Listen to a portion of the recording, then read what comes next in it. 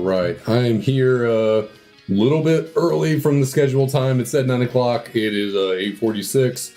Yeah, okay. No one's even here to listen to this. Yeah, we're just going to hop right into Tepig.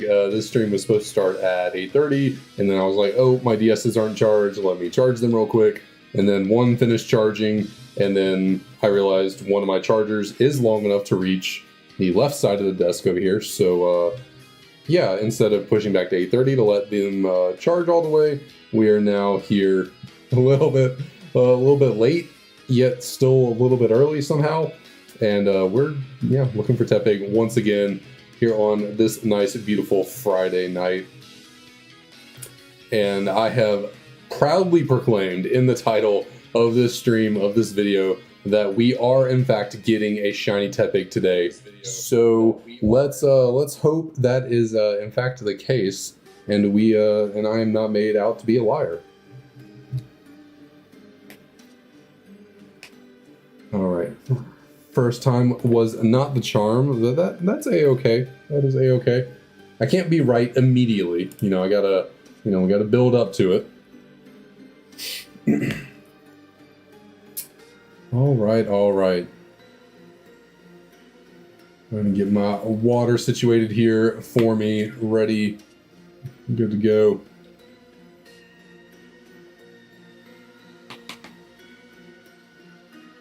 Where do I want to set those? So I guess I can set it right there. So many wires and things all over the place on my desk in order to make this happen right now. Got my keyboard sitting over here. I got the cord running from the camera, running like under my arm, up under the keyboard to the computer. And then I have the cable for the charger for the DS running across the desk now, which I normally don't do. What's up, DK? What's up? How's it going? And then, I got the cable for my microphone already. So I have about four cables just running all through my desk right here. So I got to be careful not to send anything flying with erratic hand movements. Clara, what's up? I see you have changed your name. How's it going?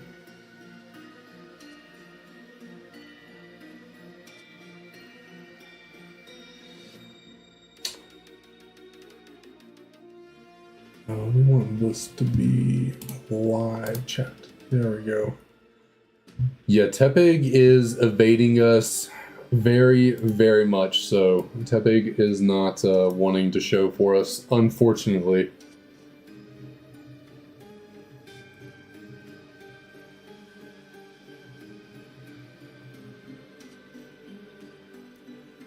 But hey, today's the day. Today is the day. I know for a fact, I can just feel it in my bones.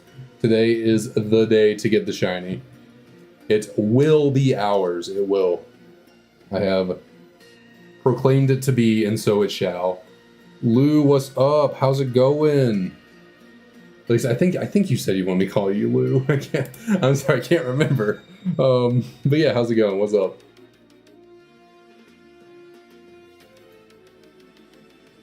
Nah, no shiny lock yet, but just incredibly low odds. Just as low as it can be. The odds of finding a shiny have never been lower than what we're looking for right now.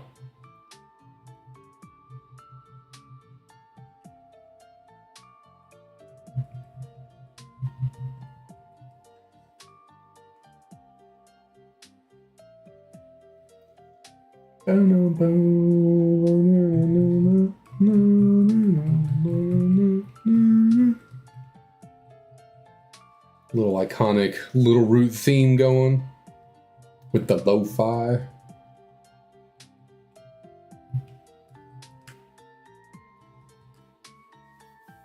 Anyone have any big plans this coming weekend? Anything fun, exciting going on? I thankfully do not. It is finally a weekend where I can just relax at home and not do anything. I feel like I'm always out and about, going nonstop on the weekends, so it is nice to know that I'm just chilling here. My dryer finally got fixed, so I don't have to go to anyone's house to do laundry. So that's nice. We can just stay here. Don't have any plans with any family. Just chilling.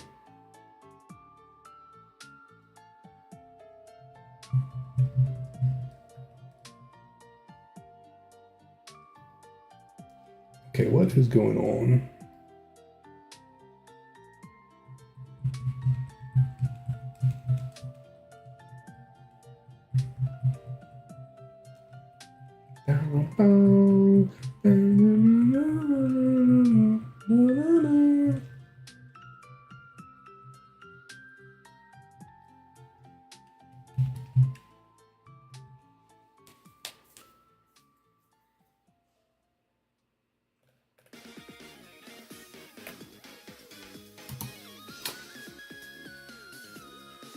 Oh, nice, nice. That is very fun, very exciting. Are they coming from far away?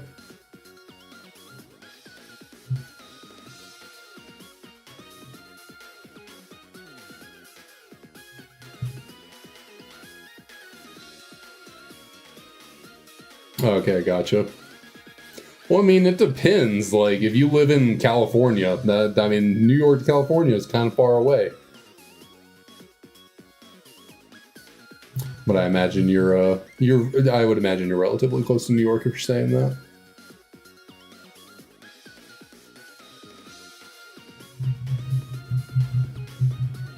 And I guess, shoot, if you lived in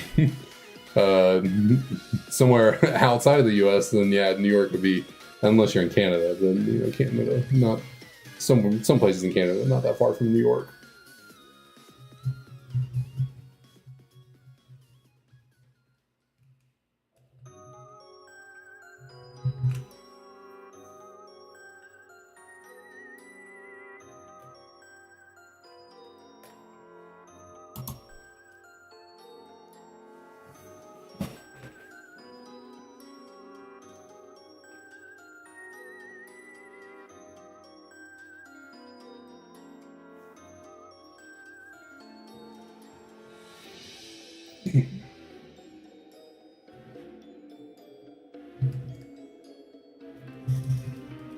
Yeah, this little pig does not want to cooperate. Does not want to be our friend. And I'm starting to take offense to it.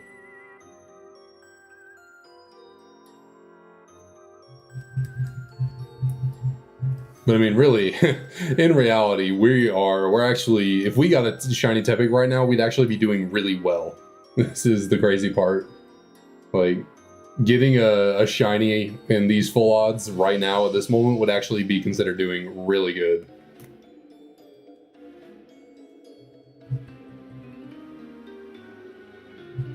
So. But even still, we would like for this, I would love for every hunt to be about 100 encounters would be ideal for every single hunt that we do. Maybe wouldn't make for the best content, possibly, you know, because then it's like, oh, everything's too easy. But I mean, if it's full odds and everything's coming in 100 encounters, then it's like, holy shit, my luck is cracked.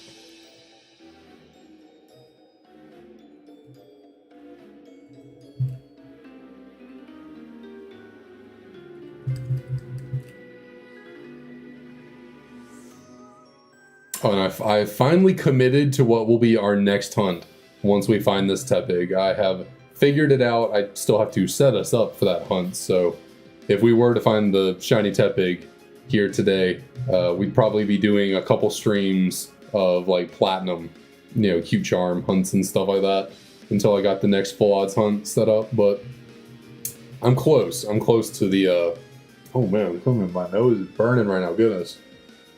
Oh. Man, oh man.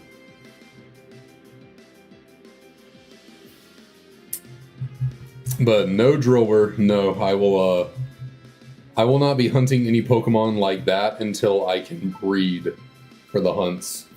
So once we unlock the post game and I can do some Masuda method breeding, we will tackle Pokemon like Driller Until then, we're going to be doing like legendary hunts, basically. I don't like anything I can do about this.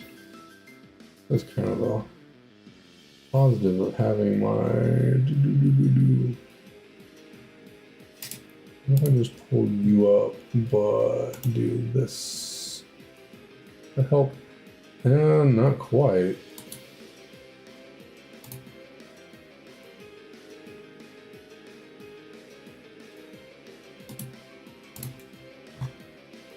I guess it's better than nothing.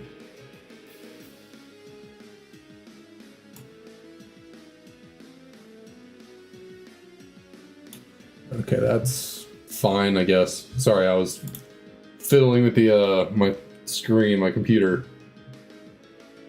One of my screens was kind of like reflecting off of this DS over here on the left. But no, the next hunt is going to be for Tornadus and Thunderous.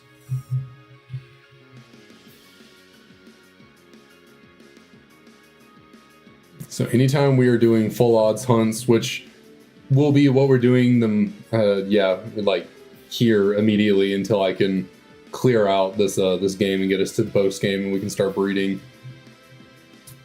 We will be tackling legendary hunts, and I think the main one I can set up, and that's kind of, it's also the most applicable to, you know, black 2, white 2, even though Tornadus and Thunderous are not available in these games, so we're going to have to do the shiny hunt in black and white.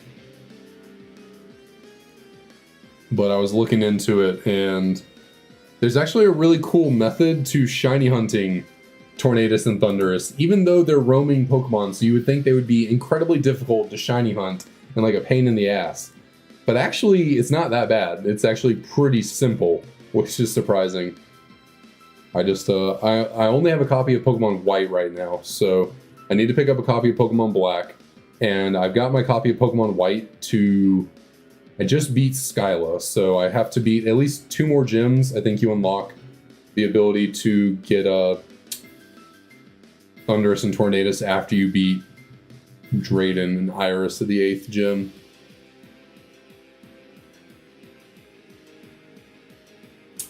But yeah, today is definitely going to be the day. I feel it in my bones.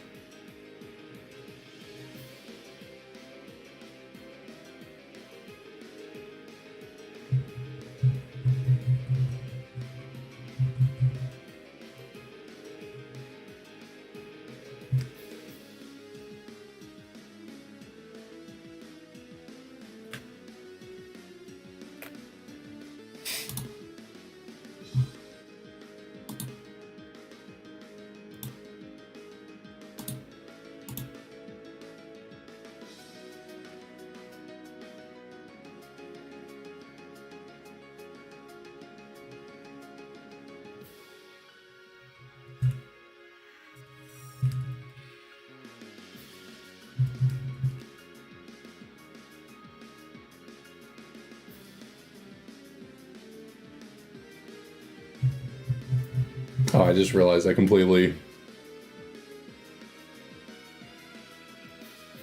was talking about the hunting of Tornadus and Thunderous and then completely didn't elaborate on how that hunt will go. So, so yeah, after you beat the 8th gym leader, you can go to the route that's like north of Mistralton City, the city where you get the 6th gym badge. And you head up onto that route up there, and it's like either, you know, heavy winds, heavy rain, depending on what Pokemon you're going after. And you start heading up that route.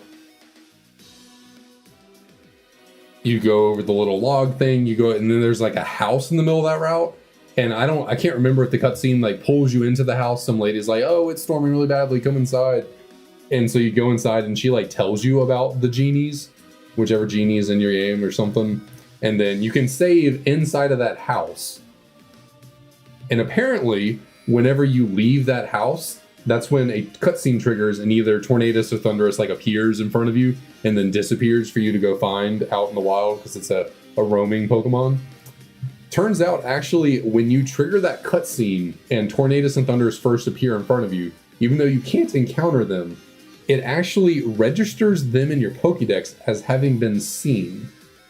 Even though you didn't actually battle them, because you technically, I guess you saw them in the overworld, your character did see them, the game does register them as being seen in your Pokédex. And because the Pokédex shows you when you encounter a shiny for a Pokemon, if Tornadus or Thundurus from that cutscene was generated to be shiny, when you go into your Pokédex, it'll show you shiny Thundurus or Tornadus. And so that's all you have to do for that soft reset hunt, is save inside that house, walk out into the route, the cutscene triggers, and then once the cutscene's over, you go check your Pokédex, and if you see shiny Tornadus and Thundurus in the Pokédex, you have a shiny that you can go find and encounter. Which I did not know, and that's actually pretty cool. Like, normally roaming Pokemon would be the bane of any shiny hunt, but turns out I don't think other than Raikou and Entei, I think I have to shiny hunt as roamers, but I think those are the only two for this challenge. Because the Lake Spirits can be found in this game as static Pokemon, so I don't have to hunt them as roamers. And I can use the Shiny Charm to make their odds better, so that's nice. Cresselia also is not a roamer in this game. I can get a Cresselia in this game as a static encounter, so don't have to do that one as a roaming Pokemon. Let's see what else. What other roamers are there? I guess Latios and Latios as well are roamers in Hoenn, but they are in this game as static encounters.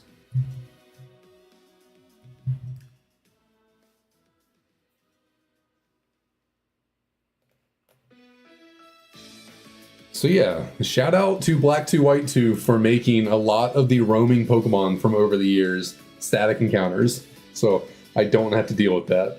And then shout out to Heart Gold Soul Silver for making Suicune a static encounter, not a roamer. So I only have to do roaming hunts for Entei and Raikou. Now, unfortunately, they are roaming hunts in a game that I cannot use the Shiny Charm on, so I will have to full odds hunt roaming Raikou and Entei, so that's going to be a pain and a half.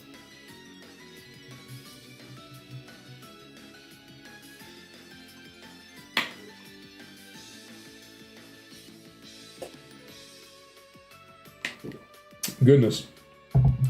My water just shot back in my face from the water bottle. Good lord.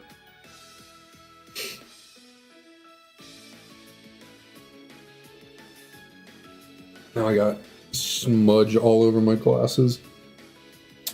Goodness, goodness. I think we're I got everywhere. I think we're all good. Haha. We can only hope they don't take as long as this Tepig. Luckily, I think at least with... Well, I don't really know for certain. I guess with Raikou and Entei, what we're going to have to do is, like... Either... Basically, I have to make sure I don't randomly encounter them in the wild. Or at least if I do randomly encounter them in the wild, I have to reset the game back to my last save state. So I think if we can get them stuck, I don't know how that works. Because let's say I figure out what route they're on, I save the game, and then I go encounter it, and it's not a shiny. If I soft reset, will they still be on that same route, or are they going to be on a new route? They might be on a new route, so unless we get those two really low under odds, just the sheer fact of finding them is probably going to make those hunts pretty long. Which sucks.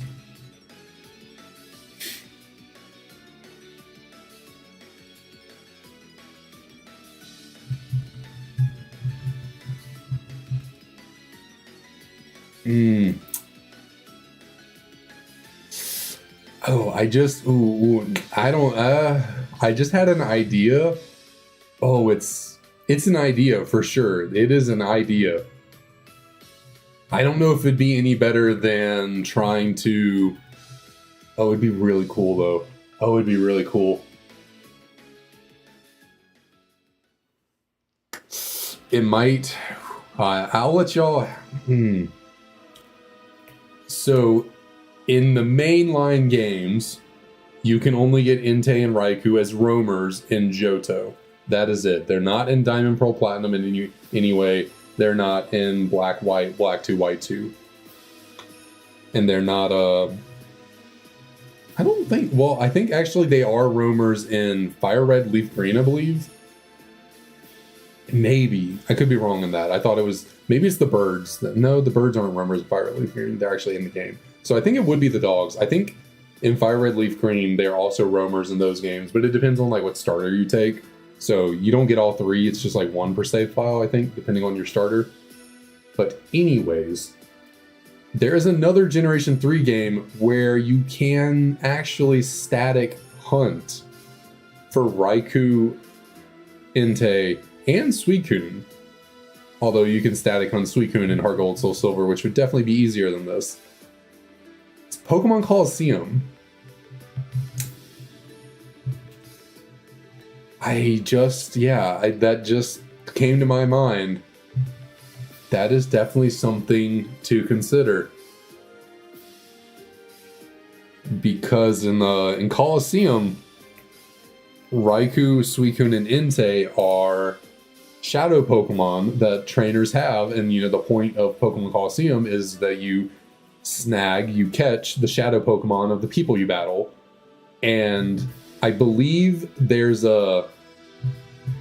I think they weren't supposed to be able to be shiny, the shadow Pokemon that you catch. I think there was some kind of glitch in the code or something, like you're not supposed to be able to shiny hunt them, but you can. Because I've definitely seen a YouTube video of people shiny hunt in Coliseum. You can transfer Pokemon between Coliseum and Game Boy Advance games.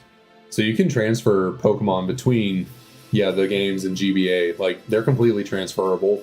And I have a GameCube. I have a link cable going from the GameCube to a Game Boy Advance. I just don't have a copy of Coliseum is the thing. So that's actually an option for shiny hunting those if we didn't want to do the roaming encounters. Now, granted, with those, you have to catch them during a double battle. So you have to both balance not dying in the battle and actually catching it in their legendaries, so they have tough catch rates. Now, there is a glitch in Coliseum where you can infinitely have Pokeballs. So yeah, that is a possibility. I had never even thought about that until just now. Huh. That is something to consider for a long time, because I doubt we will get to that anytime soon. But that is definitely something you could do. Because I think luckily in those games, you don't have to win the battle to see if it's shiny. I think you just have to catch it. You have to catch it, has to go to your party, and then you can just check it in the battle. And if it's not shiny, then you can just reset the game. Yeah, I would. And I think copies of Coliseum are slightly expensive. I had Coliseum growing up too. I had the game. I still have my childhood GameCube. I don't know why we chose to keep the GameCube, but I think we got rid of all the games. So, yeah. I do have my GameCube here. I just don't have any games for it.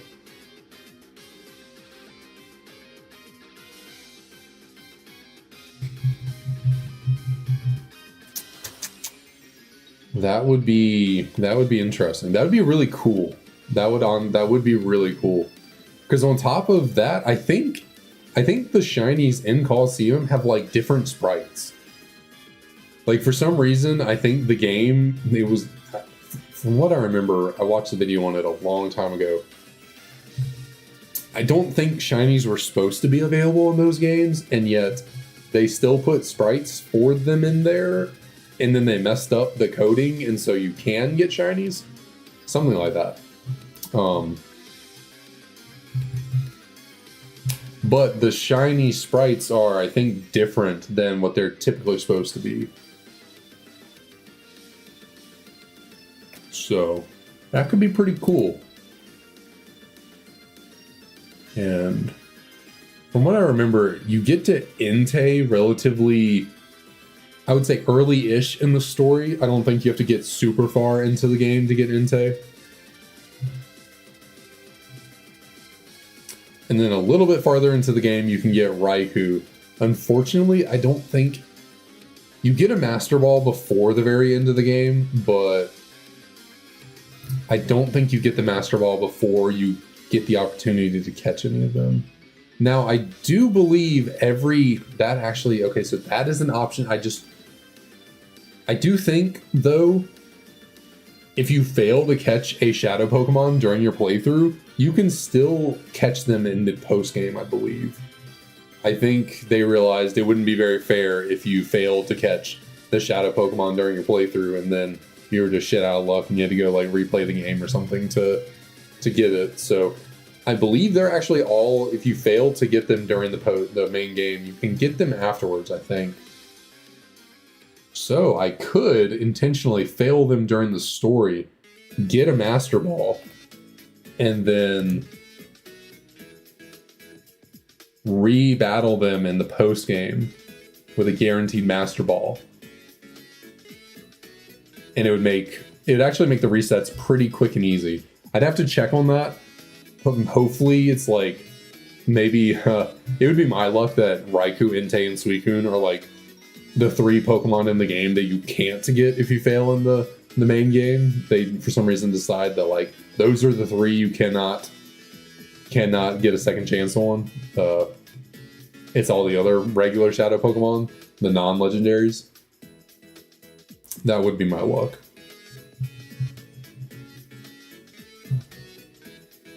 So, yeah, it's definitely something to consider.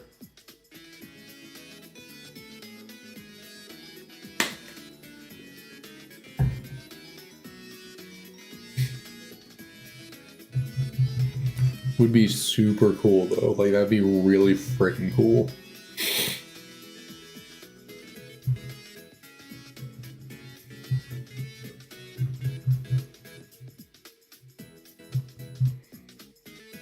And if I can get a Master Ball and like redo the encounters in the post game, that would actually be quicker per encounter than trying to do probably a roaming hunt.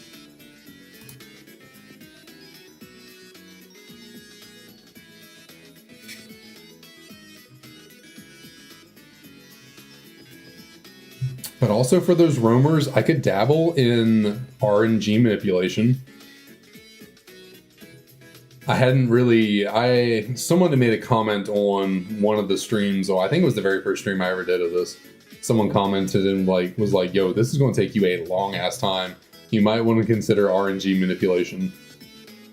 And when I first read it, I was like, I don't think I will. I think I want to try and do this like full send, just, you know, for fun reactions and stuff like that. But for those roamers, it might be more worth my time to figure out the like RNG manipulation of those games and just, you know, do that to make getting those shinies a lot easier.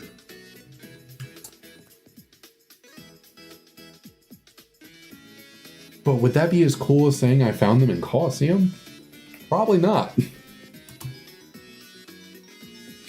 Definitely not. Definitely not. That's not probably. That's a definitely. It would not be as cool.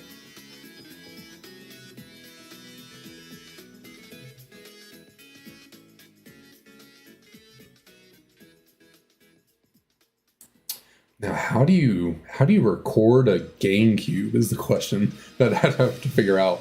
How would I record my GameCube on stream? I don't know. There's got to be a way, but like you can't use a modern capture card for a GameCube. It doesn't use HDMI. You can't.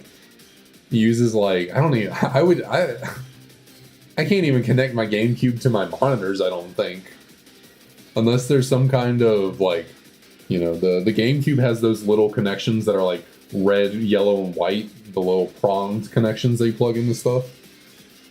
Unless they make like adapters that go from that to HDMI, which they probably do. I mean, they make adapters for like everything, basically.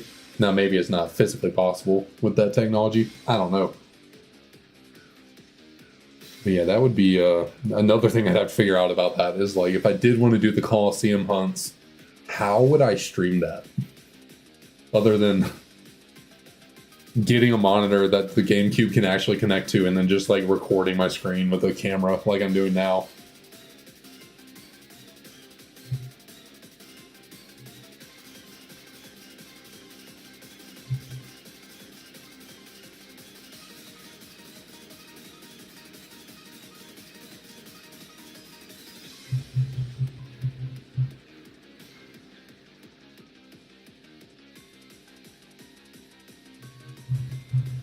Also, I mean, they might just straight up make. There might be someone out there that makes capture cards for stuff like GameCubes with those kind of inputs. Wouldn't be surprised about that either. So that could also be an option. Man, excuse me.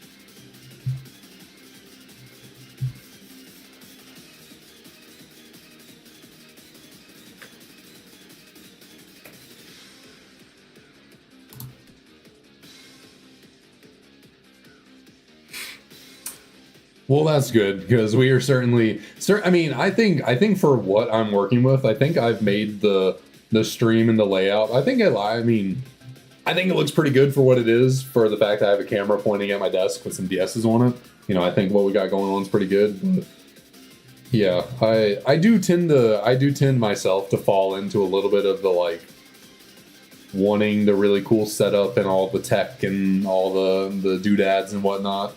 I'm constantly having to stop myself from buying just crazy shit for this.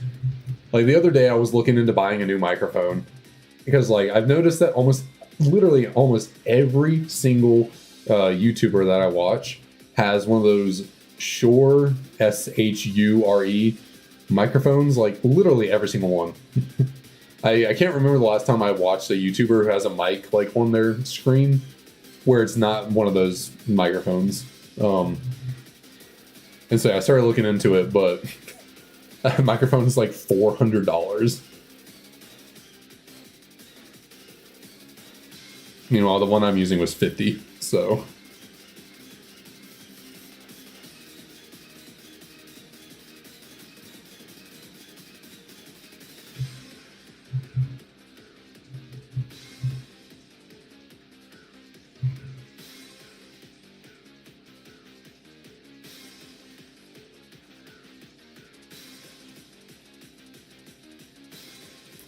Yeah, it's not official. It says just do it, and then Dragonite and the Nike symbol, but then it also says later.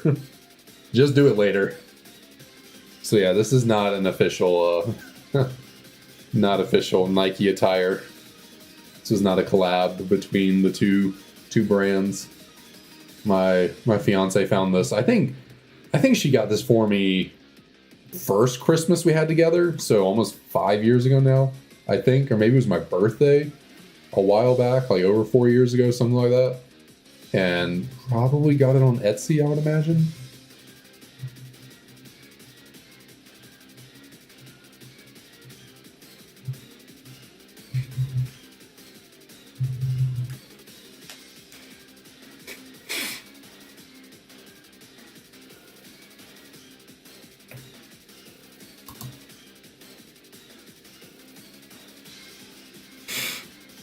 Man, my nose.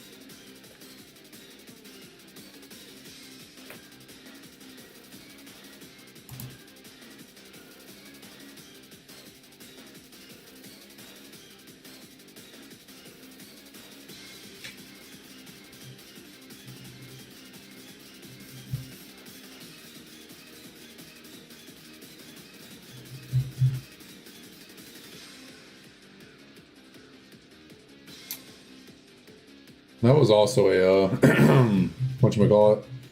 I don't know where I was going with that, or I started the sentence, but I I needed to point out, because of this song down here, the Swords of Justice. Those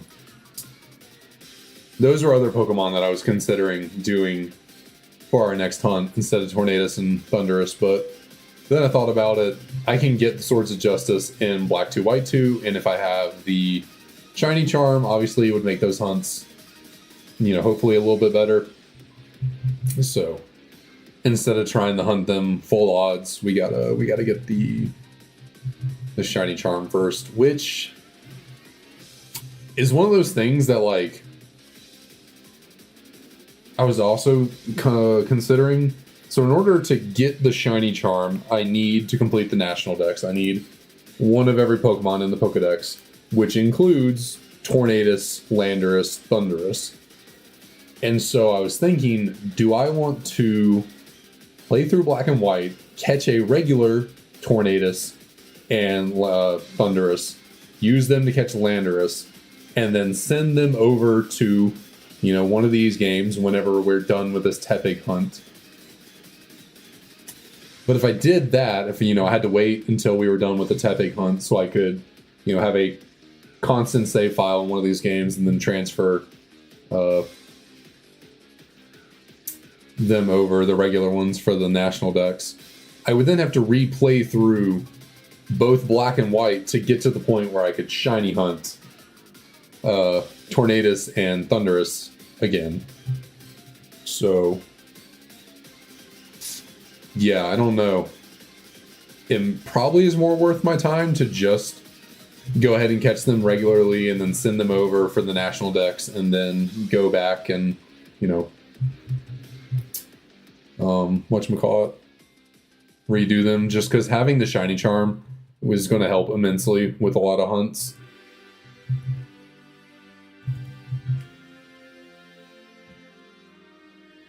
But also, if I play through Black and White far enough, I can not only get those three, I could also go ahead and get Reshiram and Zekrom. Now I know I can get them in Black 2, White 2 as well, but it's like there's like a whole post-game like event you got to go through, basically like a little side quest to get them in these games. So whereas in the main game of Black and White, you just get them. So I think it's a little bit more worth my time possibly to just get them in Black and White instead of Black 2, White 2. I guess then I can also catch a Kyurem. So maybe I will do that. Maybe I will just go through those games real quick, get the regular legendaries, and then transfer them over when we can, and replay the games once again in order to shiny hunt. Which I was also thinking about that for Landorus. Can't remember if you can actually get Landorus in. Oh, well, shoot, that's not good. Don't need to be doing that. Okay, you get back into position. Where did I have you? Something like this. Okay, we're gonna have to adjust a little bit. I'm trying to avoid smacking the camera like that. Goodness.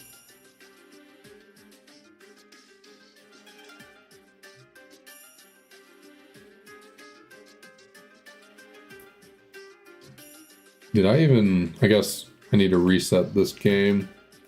And then... I don't know what just happened. Hopefully we're good. Hopefully I did not just miss a shiny Tepig.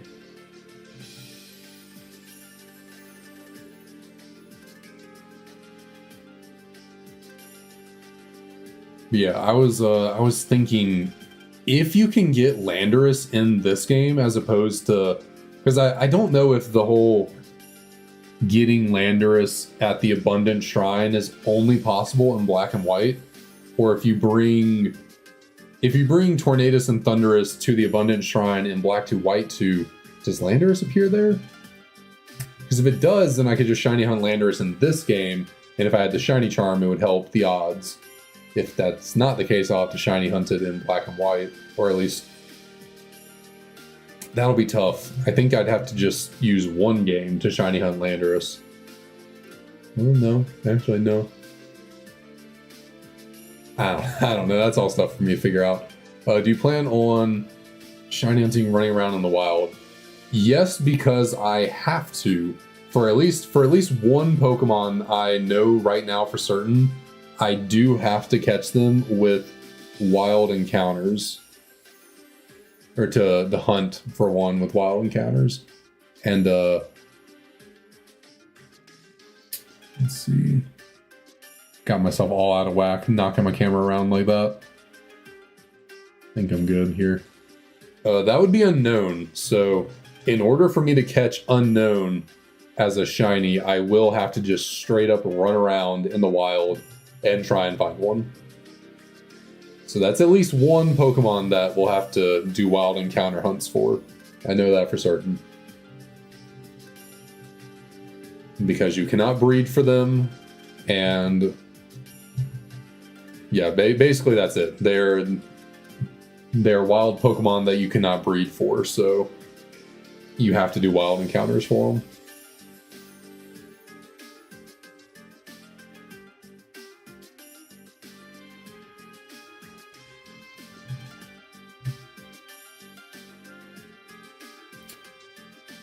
Outside of those, there could, I don't know. That honestly, Unknown might be the only Pokemon I do that for, because every other Pokemon might either just be a static encounter or I can breed for them. So yeah.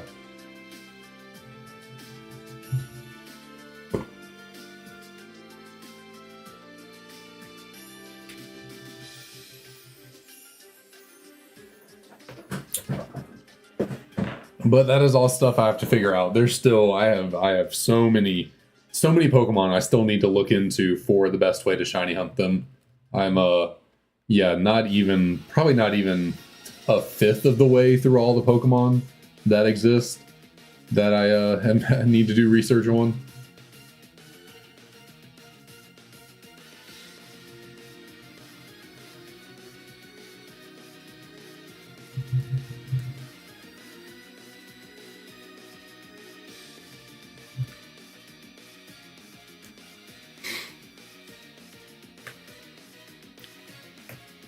Because I've been focusing my spreadsheet and kind of research stuff on the Platinum Pokedex right now, because that's the game we're kind of working through the most right now with the whole Cute Charm thing going on. I was like 50 Pokemon deep into the Black 2 White 2 Pokedex when I pivoted over to working on the Platinum Pokedex, because Black 2 White 2, I do have more time to work on the spreadsheet and everything for those Pokemon, because we're still here looking for Tepig. Now, I mean, if I found the Tepig right now, then it would be like, okay, I got to get on my shit. I got to get this spreadsheet figured out ASAP so I can move on with the shiny hunts for this game. But as of right now, I have time. So hopefully we can change that. Get a shiny here and make me kick it into high gear, but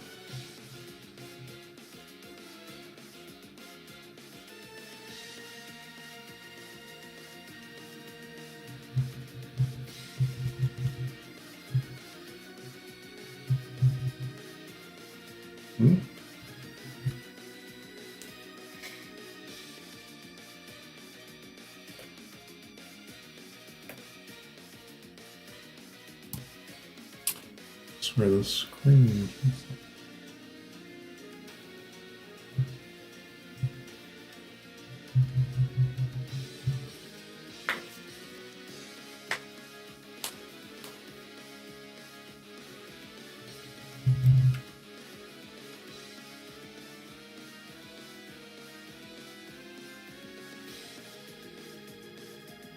Oh goodness. I was like, what happened there? The screen got pushed so far back that it ended up clicking back into... goodness. Was I that far back that it just... Okay, I guess I can't keep you as far back as I was wanting. I guess you're just gonna have to stay like that.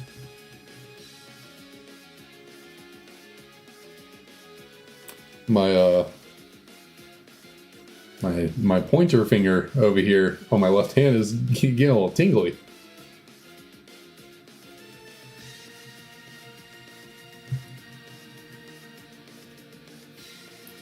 Is that a thing? Shiny hunter finger?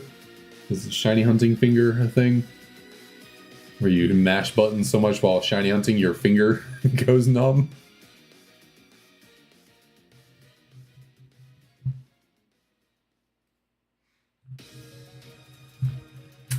Yeah, I don't really... Yeah, no number has really jumped out to me as being, like, worthy of a guess right now. Where we are.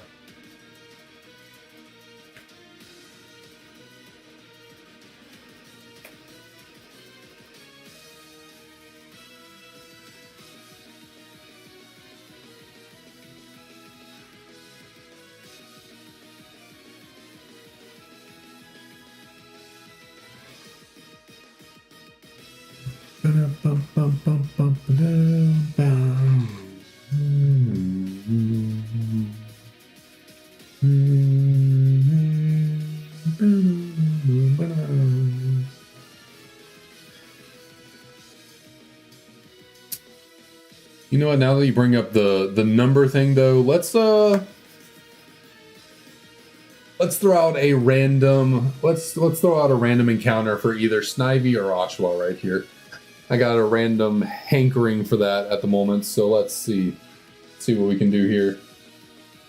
I'm gonna say Snivy, we're gonna go with heads on the big teeny coin. Oshawa will be tails. Okay, so we're going with Oshawa. Little Oshawa, can you randomly shine for us here during the Tepig hunt?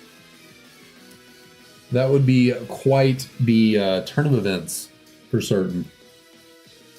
I'm really just not liking how my screen ended up over here. It's bothering me. It's like not centered. Let's see, is that better? And it's better. Okay, let's go. Let's go. Little baby otter, what you got for me? We'll have a random... Was I supposed to do an encounter? Did I forget to... Did I forget to add encounters to the thing after the last reset? I feel like I was at 3264 and then reset and then didn't press anything. Or am I just... Is my mind just playing tricks on me and I did actually do it? I don't know. I don't know. All right, little baby Oshawott could not come through for us and be a random shiny. But that is a-okay. We're here for the pig. We are here for the pig.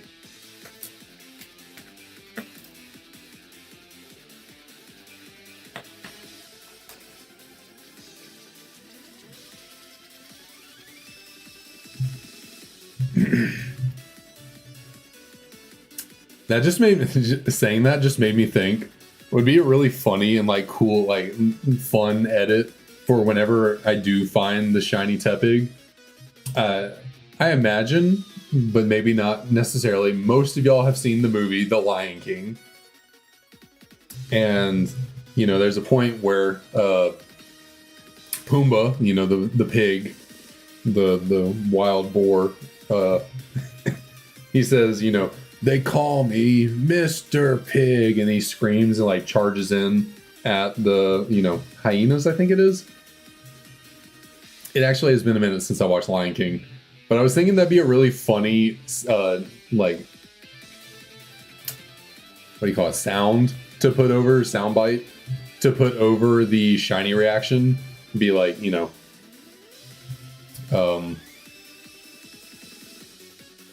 the audio starts playing just kind of as I'm sitting here going through it, and then as I open the menu and you see the shiny Tepig is when he says Mr. Pig, and then him screaming like charging at the hyenas would be me, whatever my reaction is going to be, like whatever over the top random like craziness that I might do. I'm honestly not sure how I'm going to react to this shiny, but I imagine Pumbaa screaming running into a crowd of hyenas will fairly match my my own reaction. So I think it'd be a funny little fit.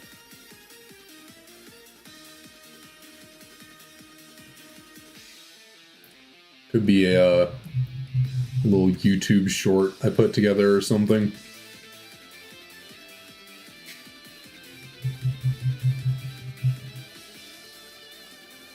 Thinking way ahead here. Thinking way ahead. Getting ahead of myself. We're not even there yet. We got to get the shiny first before I can even consider how I'm going to put together an edit for it. We are sneaking closer and closer to 3,500 encounters. I don't know if we'll make it there tonight. It would be a push to get that far for certain, but it's possible. It is possible. I won't write it off.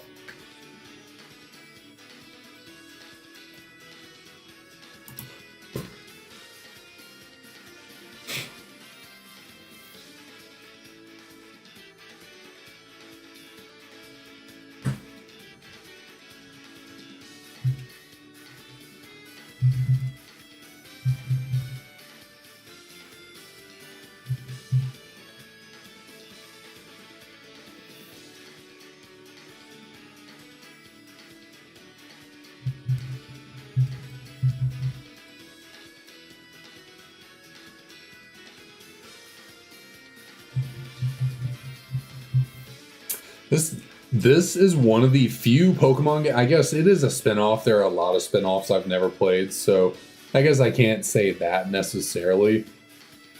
But Colosseum and XD Gale Darkness are like more closely related to mainline Pokemon games than most spinoffs are. You know, they're more like mainline Pokemon games than Pinball is.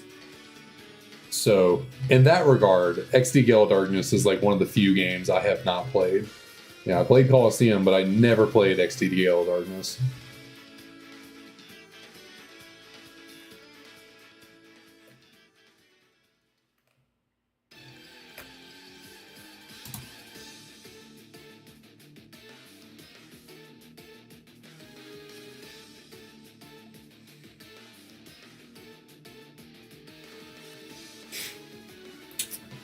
Huh, interesting. Other than Pokerogue, I have no experience at all with roguelikes. I know Emerald Rogue is also pretty popular amongst the Pokemon community, but I have never tried that one. I only ever tried Pokerogue.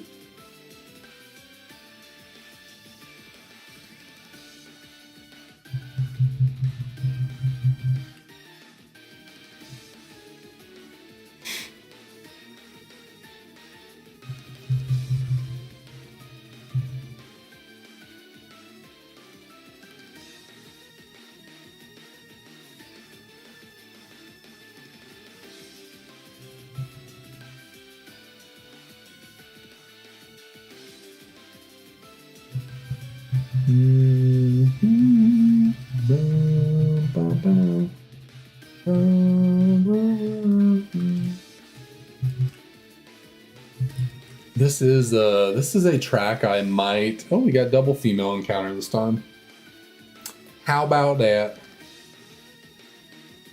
This is one of those soundtracks or one of those remixes I have on the playlist that I've considered getting rid of. That I might want to, just because anything associated with Gen 1 or Kanto fight, even the remakes, they might be more prone to copyright issues than more obscure Pokemon themes, so I might need to go through the whole playlist and reconsider some of those Kanto related themes. just so I don't have to deal with all that copyright mess. I mean, I can still have to deal with it with the other themes, but I feel like they're less likely to be looked into.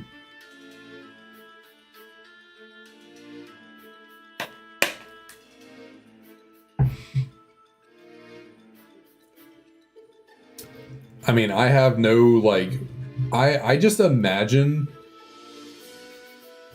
like, I have no basis for this other than it's just like, just my own opinion. I feel like the more popular themes, the ones that are more closely covered and, like, acknowledged online, would be the ones more likely to be copyright claimed or, like, struck or whatever. So, you know, Kanto is obviously the most nostalgic, iconic, you know, game in the Pokemon series. A lot of people cover Kanto related themes, Generation 1 related themes. A lot of people out there make their own covers and stuff because, like, most older people have played at least Pokemon Red and Blue. So if they get into music, they might be like, oh, that's my childhood game. I'll do a remix of the battle theme because it's so iconic, or, you know, the wild encounter theme. And because of, like, the popularity of it, it might be more scrutinized by copyright. Whereas, you know, a random theme from, you know, some random route theme from Sinnoh might not be as looked into. That's just that's like just some kind of hunch I have. Never be the Looker theme. You know, I don't know if I know what Looker's theme is. I can't remember the last time I played a game that Looker was in. Well, I guess he's in Platinum. I forgot about that. But I don't listen to the music when I play, so yeah, I don't remember what Looker's theme is like. But okay, so that would be another thing, like Looker. Like, what are the odds that, like, they're really looking to, like, catch people using Looker's theme and, like, copyright that? You know, that's so much more obscure than, you know, Kanto champion theme. You know, that's just kind of like my thought process would be. And I guess that's partially based on the fact that, like, the first copyright claim I got in any of these streams was for the Kanto Pokemon Trainer battle theme.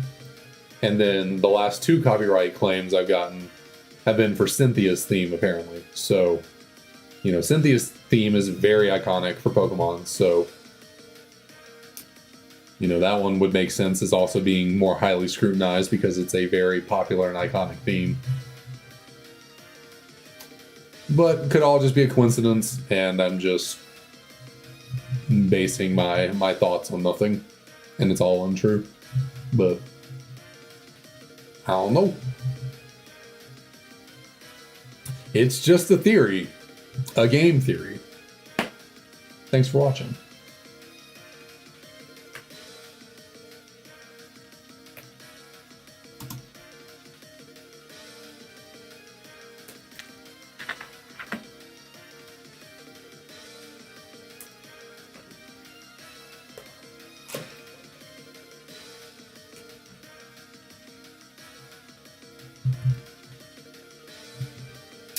I wonder if Zame has ever covered Looker's theme. I'll look that up right now, actually. Let's see if I go in here and click this and see. Pokemon Looker theme Zame. Zame has in fact covered Looker's theme. Let's see, how can I do this without? Guess we'll go over here. We're gonna pause the background music we got going on right now for a second, and we will. I'll grab it. It's only a minute and 5 seconds. Not a very long remix. I guess, I don't know if I do this, does that? No. What if I take you and move you up here? What can I? Nope, nope. What is going on? I'm just throwing up all kinds of windows right now on my screen. I want to try and get this. Oh, well, we'll just play it.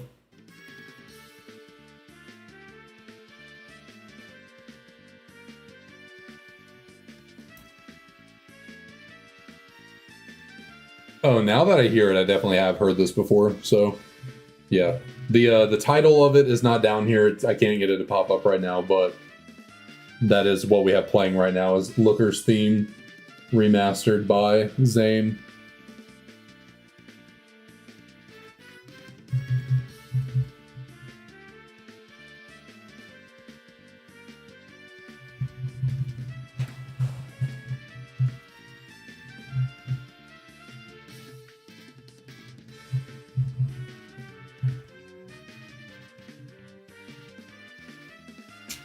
Here, I can add this to the stream music playlist we have.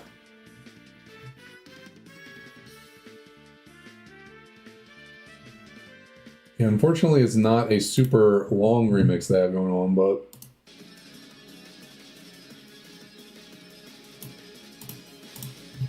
they do in fact have one.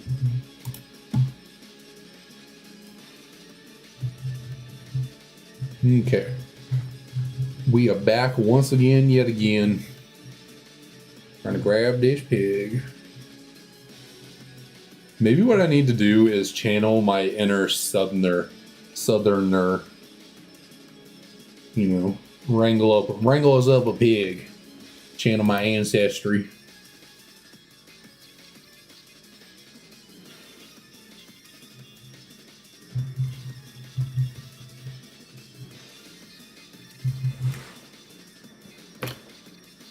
Only I could, I could try and do a pig call like they do. Like, I don't know if any of y'all are fans of college football at all or anything like that and know anything, but University of Arkansas, they, you know, woo pig suey. They're the Razorbacks. They're, you know, mascots, basically a pig.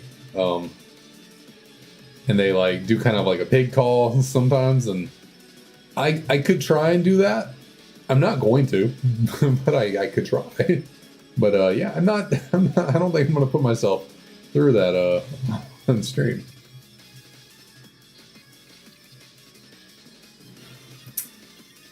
That is true, but I mean, well, yeah, you're right.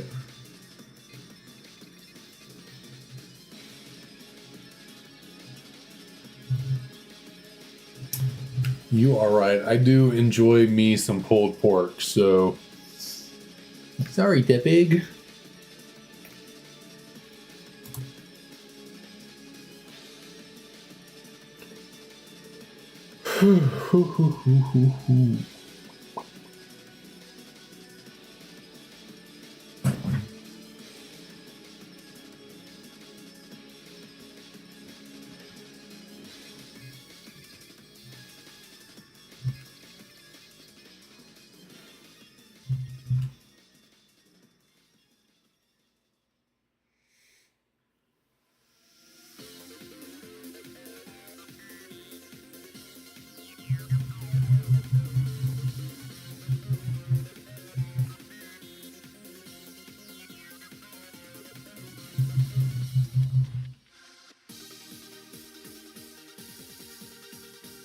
I will say one thing about Sword and Shield: the gym theme, the gym leader theme battle.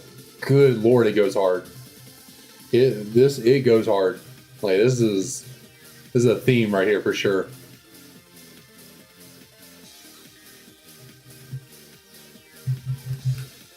Now I know this one is like mixed with the Kalos gym leader theme.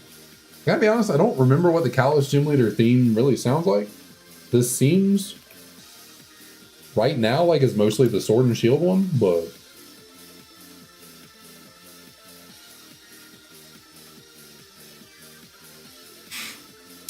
gotta do a what Pokemon can serve. Oh, like what Pokemon could be food? Yeah. I mean, I guess technically any Pokemon that's based on an animal could be food. It's the non-animalistic Pokemon that, you know, Clink. Yeah, we're not eating a Clink or a Clang or a Clink Clang or a Ferrothorn. Yeah, I don't think that one would be enjoyable to try and eat.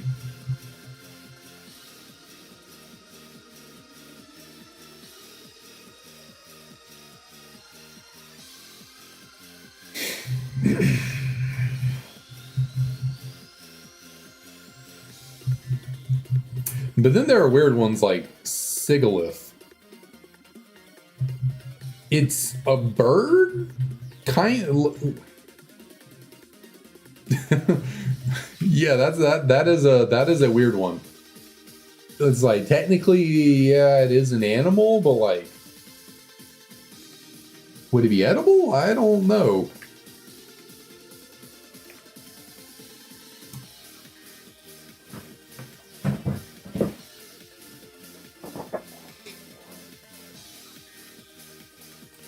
Pokemon that can serve food. So you're just talking about like Pokemon with hands and feet. So, like Magmar.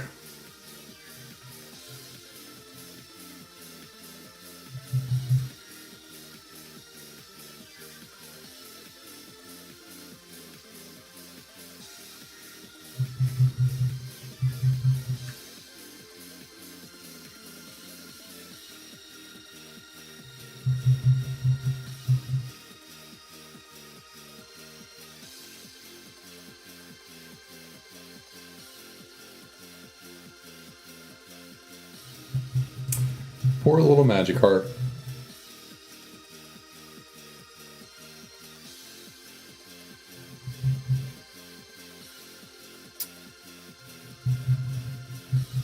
Well, I'm trying to think. Aren't female cows the one that produce milk, like dairy? And it's the male cows are the ones that you eat as food, you know, beef? So would you be able to... Wouldn't it be Tauros that would be the one that you would eat as a steak? And Miltank would just be the one that you just get your milk from, your dairy products?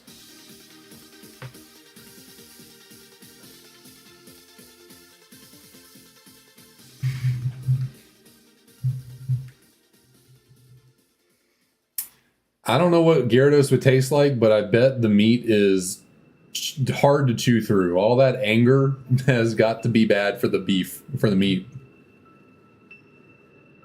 Yeah, yeah. I mean, Tauros is a bull, and then I mean that's a cow. There's a reason why Tauros is always male and Miltank are always female, because they are the, you know, they're the counterparts to each other. They're the male and female of the animal group. The bull and the cow. The bull and the heifer, as they would say.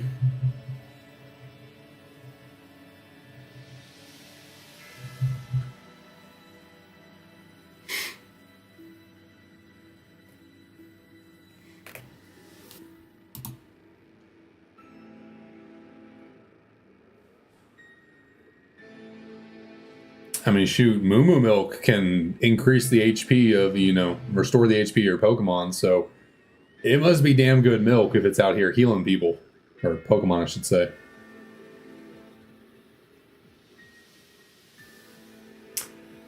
Yeah, yeah. The Tepig and Lechonk would be delicacies for sure. I mean, I think out of all of them, Oinkalone would be the most, like, you know, that's the most raring to go as a food, but I feel like Emboar, I don't know, something about being on fire. Does that mean Emboar's meat is cooking as it's alive? Probably not. I don't think that would work very well, but like, how would that work? I feel like it's I feel like Oinkalone would be the prime pig that you would really want to get food from.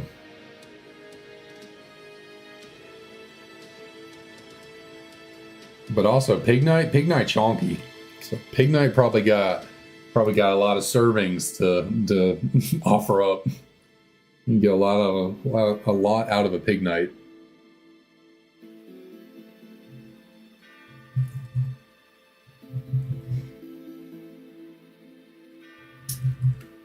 But actually, talking about Miltank and the milk, a really underrated, like, out of battle feature that, like, never really, I don't even know if it's around in current games, like newer games, but in older games when, Miltank came out, Milk Drink was a move that you could use in the overworld, kind of like an HM, where you go to Miltank's, like, you go to your party and go over to Miltank, and when you go to look at its summary, Milk Drink is there as an option, and you can use it to heal your Pokemon in your party. I'm pretty sure I remember that being a thing. I think it's also, I think Chansey's Soft Boiled does the same thing, but I think the difference is, or maybe it's for both. I know for Chansey, at least, when you use Soft Boiled to heal another Pokemon, Chansey loses a bit of its HP to, like, restore the HP of the other Pokemon. But since Chansey has so much HP, it's, like, not that big of a deal for Chansey to lose it. I don't know if Miltank's the same way, where, like, using Milk Drink takes away some of Miltank's HP to give the other Pokemon, or if it's just straight up a heal.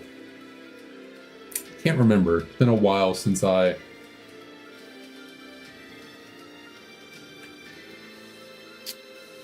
did played a game and tried that feature out.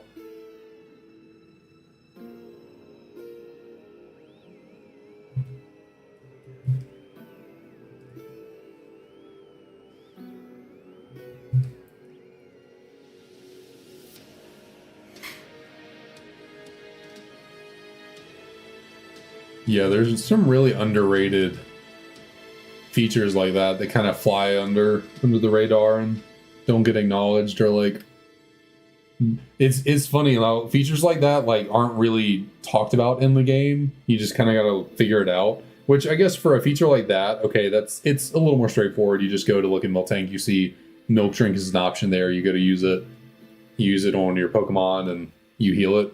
Pretty easy to figure out on your own. The fact that Cut used to be able to cut down grass in the overworld, like, they don't tell you that. You get Cut and it's just like, oh, you use it on the trees that are blocking your path. Nowhere does it tell you that Cut can cut down the grass in the overworld.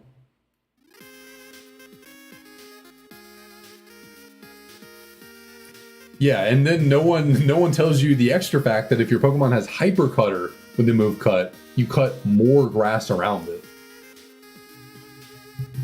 Like, that's just one of those things that, like, you just have to figure out on accident. I know, what happened to me. When I was younger, I was just walking through the grass. I went to go to my Pokemon summary, but instead of going to click, like, switch or stats or whatever, I clicked cut. And the grass around me just went away, and I was like, what?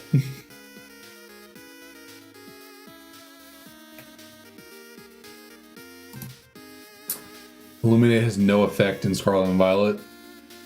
I guess that makes sense. Illuminate was really more of, like, a useful ability when Pokemon weren't overworld encounters. When they were, you just were running around in grass and caves and they popped out of nowhere. So I guess that makes sense from, like, a coding standpoint. Illuminate would be, like, tough to, like, do, I guess. I guess the idea behind that is, like, the Pokemon are already out there. They're already, like, everywhere. It's up to you to, like, yeah, get them. I guess that's kind of fair.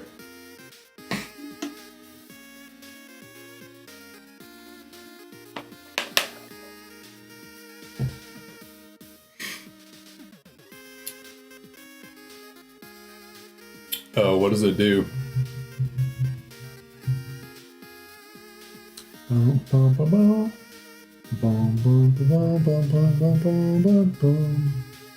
Oh, another thing that just never, like, gets acknowledged or, like, said in any game. Did you know the ability Pressure makes you encounter Pokemon more often in the wild in old games? I learned that the other day watching the last to leave Hoenn from Purple Cliff. Apparently, if your lead Pokemon has the ability Pressure when you're walking through grass and caves, you're more likely to encounter Pokemon.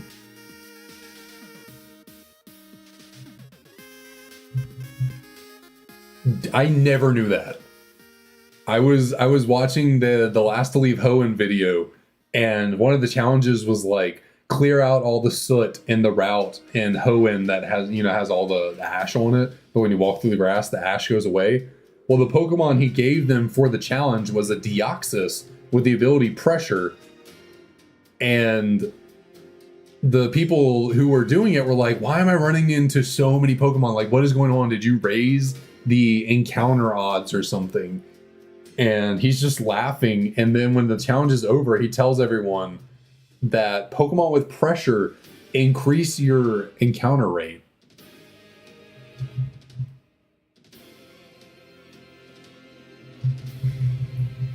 Which is like, what? I've never heard that before in my life. And like, that's not something, I don't think that's something that's ever been acknowledged in any game. Like, there's no text dialogue in any game that where someone tells you, did you know the ability Pressure causes you to encounter more Pokemon? Like, I don't even think that's a listed side effect in the game for the move. Like, it just, like...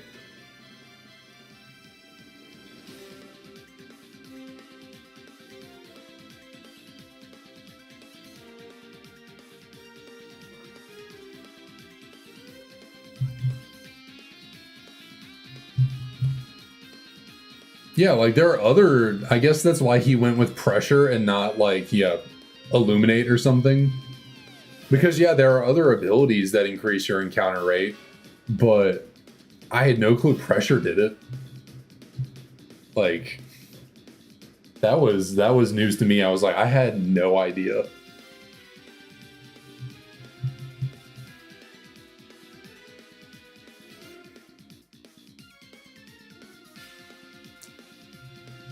Yeah, Pressure's like, I feel like they came up with the ability Pressure to just give legendary Pokemon so they're not absolutely busted, although most of them, end up getting hidden abilities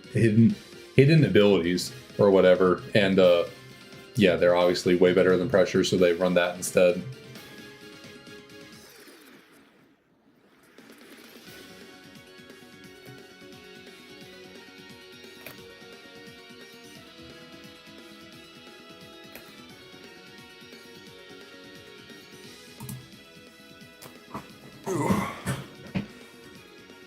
Yeah, it can be decent. I mean, I think it's better in singles than it would be in doubles. Because, like, doubles is such a short format, like VGC. I feel like you're not really ever going to be at risk of running out of power points in VGC. The battles just go by so much quicker. Like, maybe if you're using a move that only has 8 power points maximum, maybe Pressure could be useful in that situation but for most moves, the game's not lasting long enough for it to really do anything for you, I feel like. Whereas in singles, if you can use Pressure more effectively, it can kind of be a decent stall tactic to wear out your opponent.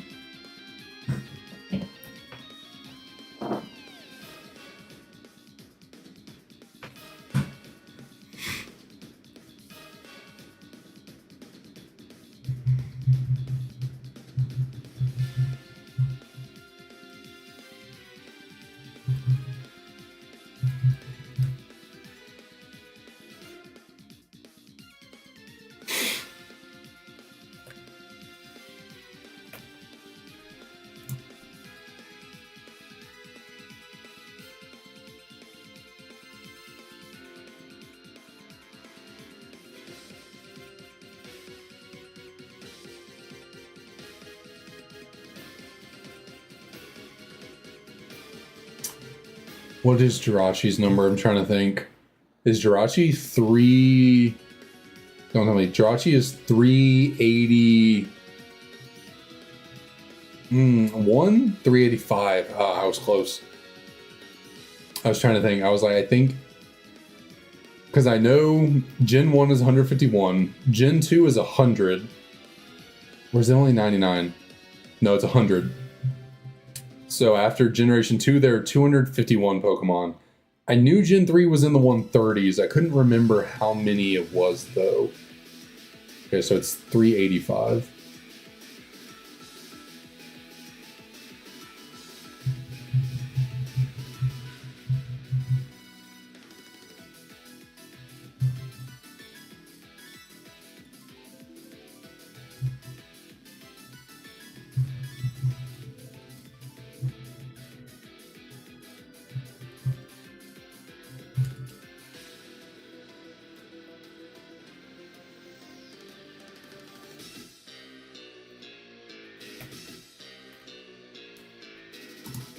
But sure, we can shoot for 3,385 as our next call for a shiny. Excuse me.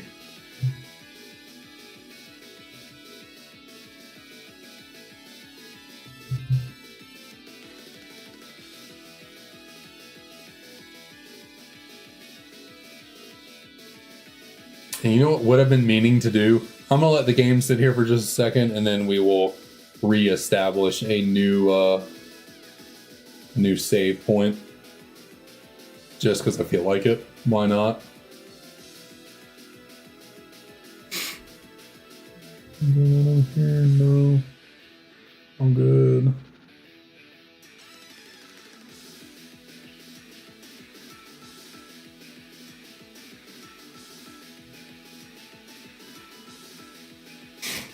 All right, that's probably good enough.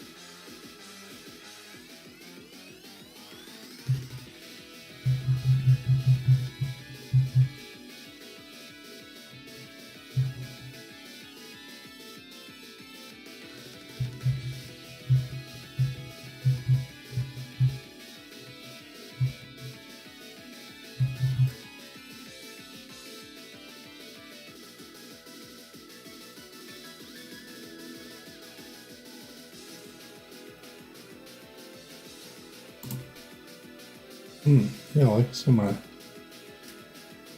fingers starting to feel weird. Definitely need to try and make sure to use my middle finger now with left hand. Interesting. Just kind of came out of nowhere today. There's a little tiny tingle on my fingertip. It's like nothing. It's not terrible, but it's the slightest little tingle.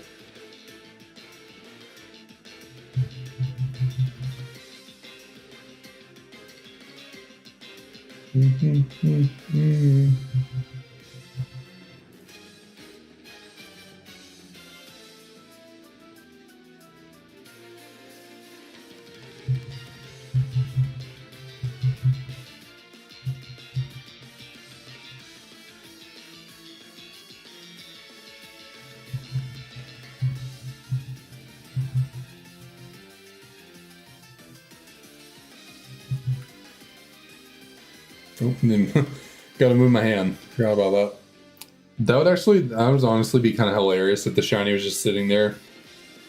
And I move my hand out of the way, like, oh snap, I forgot. And then it's just there, and it's just like, ah.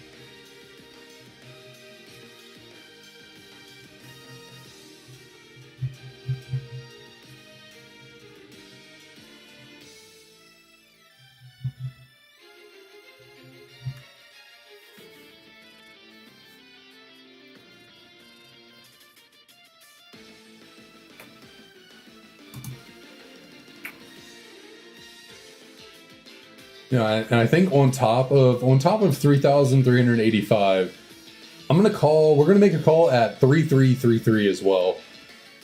3,333. Might as well.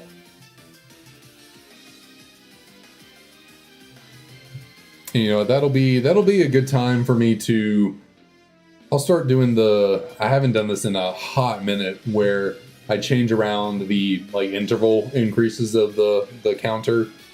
You know, it's been on even numbers for a while now, probably since where I went through the entire 2000s on even numbers. I can't remember the last time I switched. It doesn't matter in the slightest, but I don't know. I like to change things up from time to time. So when we get to 3333, I'll just do one singular encounter, and that'll put us on the path of odd numbers from now on.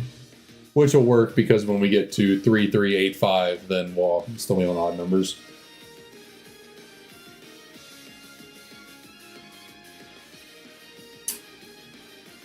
Okay, we can try Snivy. We tried Oshawott already. We'll try one singular Snivy encounter on 3,333. See how that goes. Wrong button.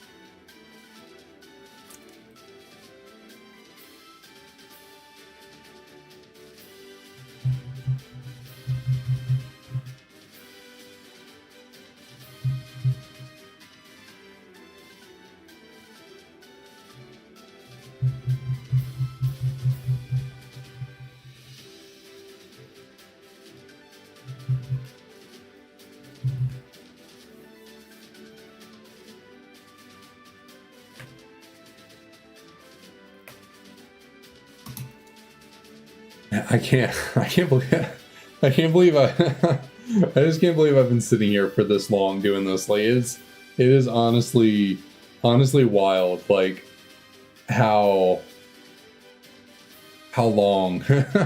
It's not even been that incredibly long either, which is the craziest thing is that we're still very much under odds. But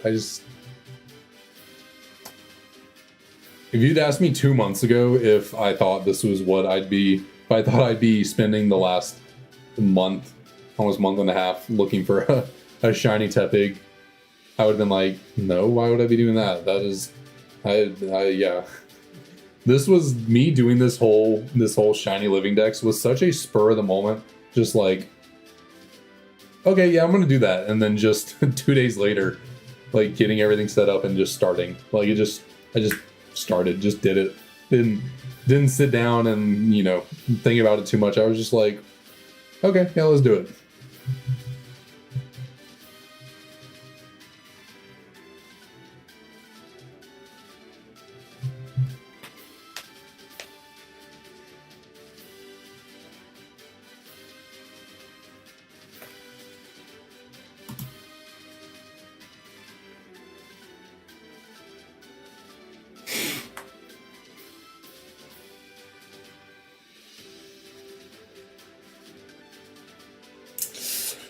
I don't know.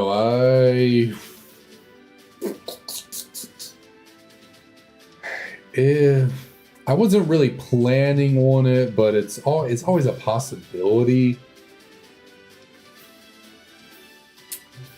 I don't know. Partially, I want to say probably not, simply because I don't have a layout similar to this made for just doing platinum yet.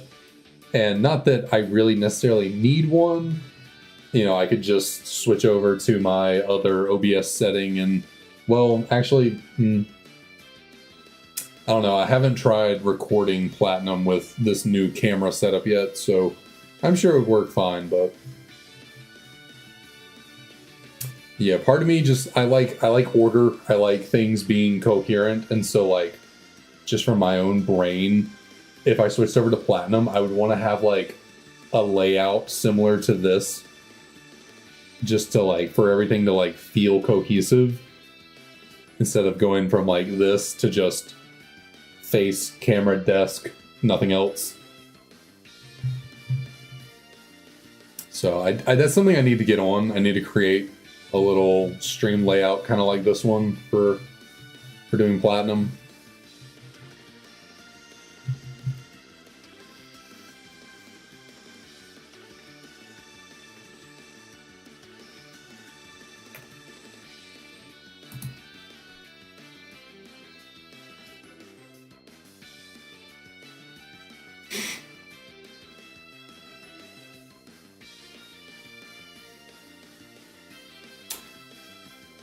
I mean, I could. I don't know. I feel like it would look weird. Because then, like, yeah, I could, like, get rid of one DS and just have another DS playing Platinum. But then, like, there'd be two little, like, you know, I'd have the... Where am I pointing? These, like, two slots over here would just be empty, nothing in them. And, I don't know, for me, like, my own just sanity, like, I would just... I don't know.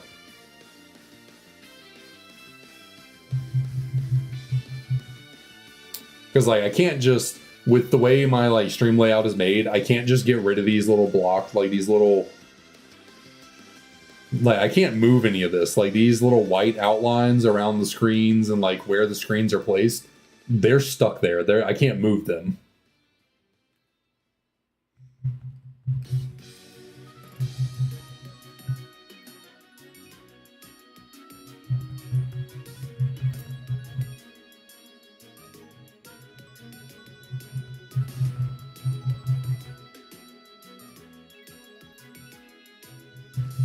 Because basically, here I'll show in just a second. What I have going on here is, come on.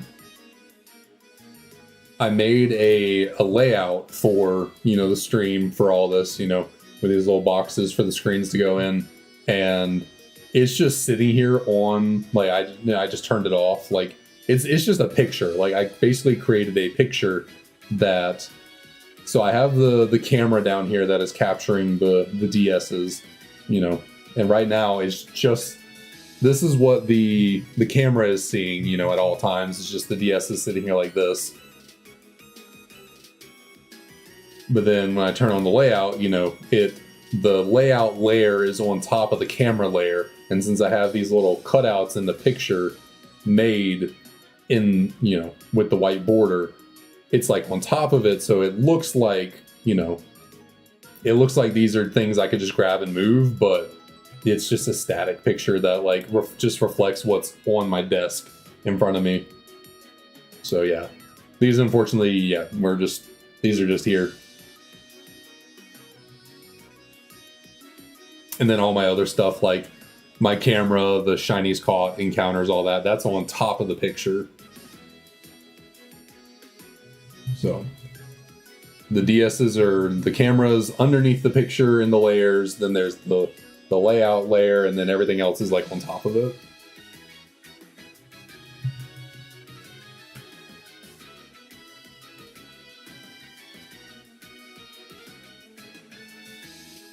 Yeah, once I get capture cards, once I get DS's with capture cards installed, then I could just move around the screens, you know, make things a lot more pliable. But right now with what we got, yeah, we're here. And if we wanted to, well, I'll throw off I'll look at the encounters real quick.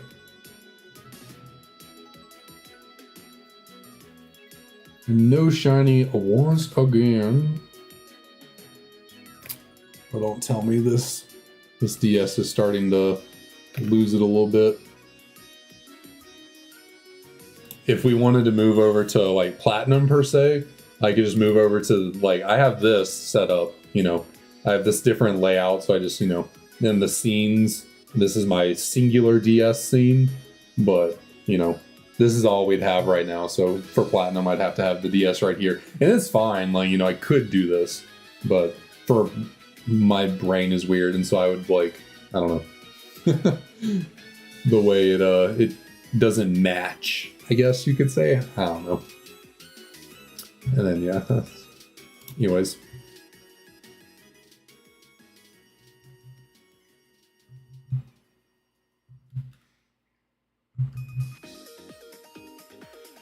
But if one of our DSs does start like dying, you know, the one over here on the left is on a charger. I actually found another DS charger that I have, and it's long enough to reach from my power outlets over here to the desk. So this one on the left will never die. Like, this one is constantly charging. The one on the right, unfortunately, don't have a charger for it, so it is just sitting here. And if we get to the point where this DS over here on the right starts dying, I do technically have a third DS that I could sub in for it, or we could just switch over to Platinum.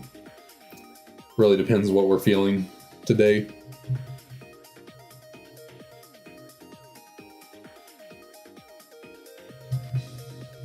I need to figure out how to get another DS charger that's longer.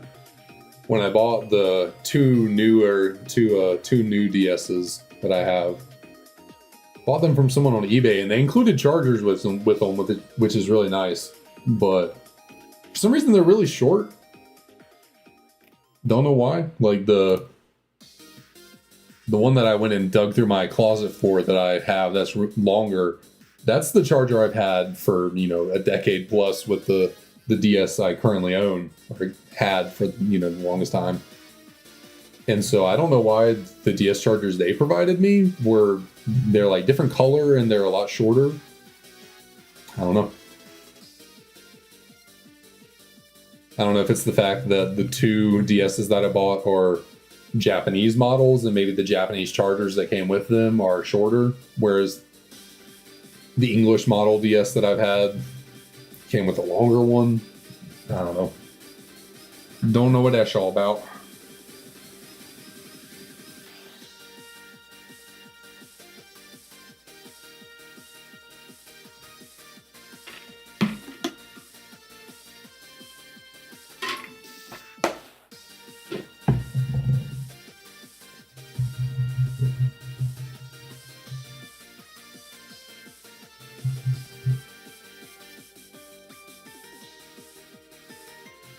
I can definitely see it though.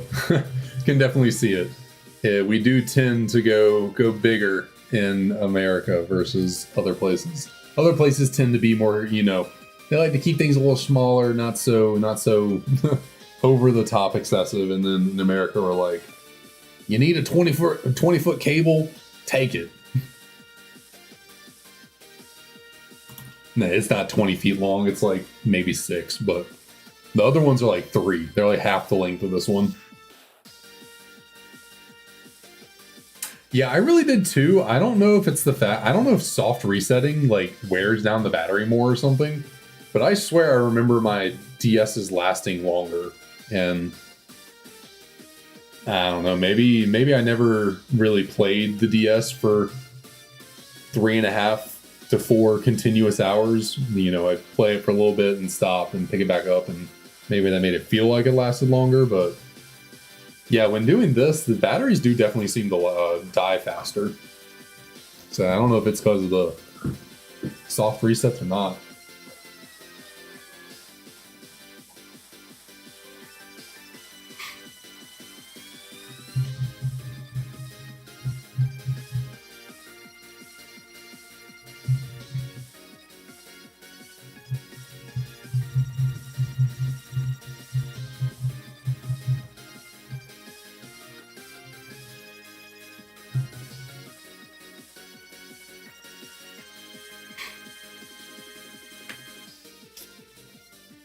But once I get capture cards for everything, won't have to worry about that, because on top of connecting to my computer to capture the footage on the computer for the DSs, it'll also charge the DSs as well. So two birds with one. I almost said two burns. 2 burns with 1 stove. What is that saying me? You got 2 birds with 1 stone, and then there's 2 burns with 1 stove. How do we formulate that? What is What does that mean? I guess two bad things happening to you, which I guess really, well, I guess the idea of getting two birds with one stone is a good thing because you're accomplishing two things with one action. But getting two burns with one stove would be negative consequences on you. Two negative consequences for one negative action. I don't know. Am I a philosopher? Did I just come up with a new saying? Maybe.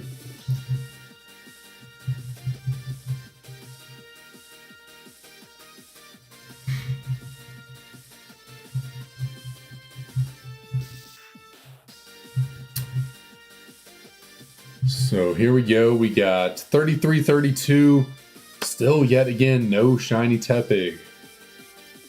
So now we will we will let the coin of fate decide, as always. We'll let Juniper call this one. Which of these games is going to be our 3,333rd encounter for a Snivy? Oh, I didn't. Okay, so we're gonna say heads was English and tails was Japanese. So, okay, so we got the English copy. So let us see. Let us see. Can we get a shiny Snivy on the all threes?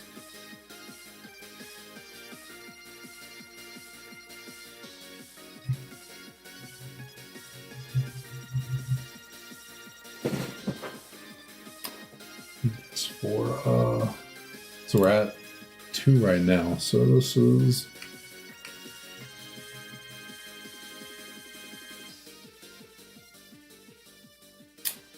let's see, let us see. I'm getting ahead of myself, jumping the gun. Do we have another do we have another shiny? I wish. Do we have a shiny? One singular is all I need. Just one.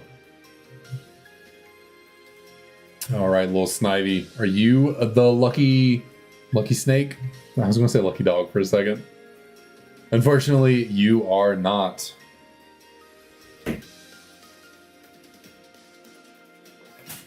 Oh, hello there. Hi. What? What happened? You little stinker. You did that. Yeah, I will be right back. Hold on. We will be on again once again in just a moment. I gotta go take care of one of the doggies had an accident, so gotta go help take care of that. Let's put us at the proper number here. And there we go. All right. Come on, Ryder. Come on.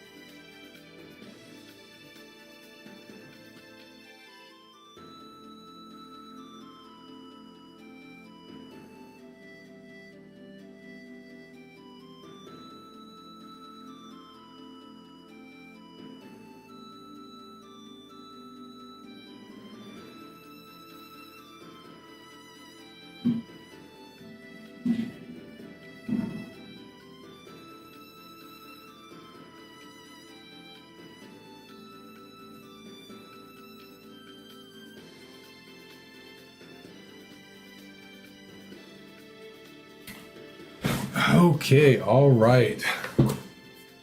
We are back. We are back. Sorry about that. Where were we? Where were we? Oh, that's right. We were looking for a shiny Tepig. Still.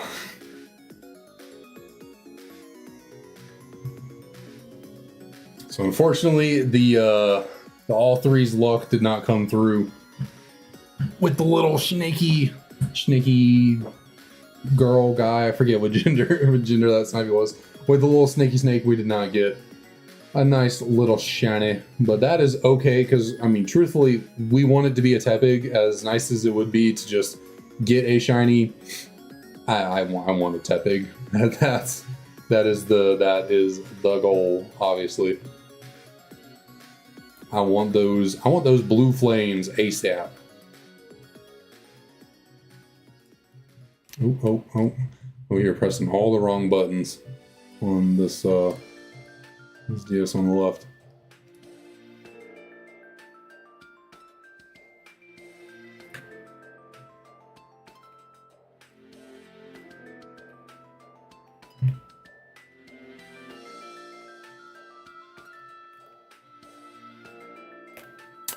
There's something up with, I think it's like the left bumper trigger or something on this one DS. I think it's a little wonky. It doesn't quite want to take inputs.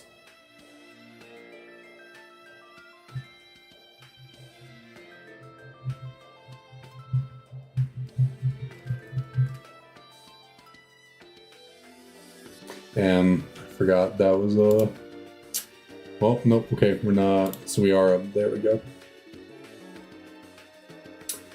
Yeah, I think they should both be on, I think they should all be on fast text speed. Oh, did you get moved or something? Maybe not.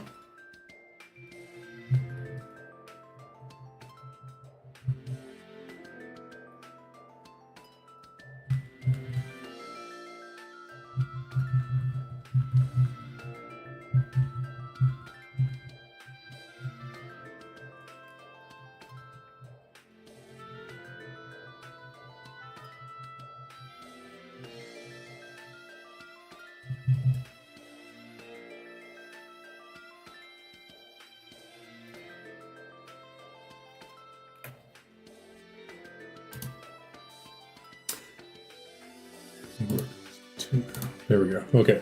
We are back on track now. Yes, we are. Yes, we are. Good to roll. Good to roll.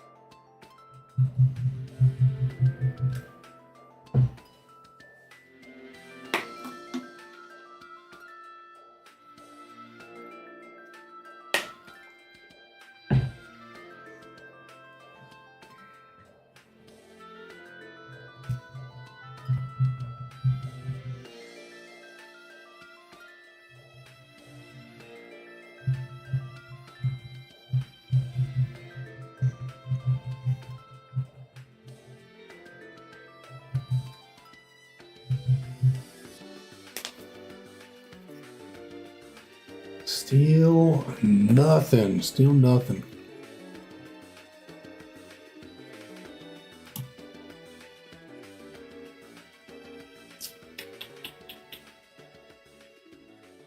Trying to think. There's got to be some kind of mojo I can bring to this. Gotta be something.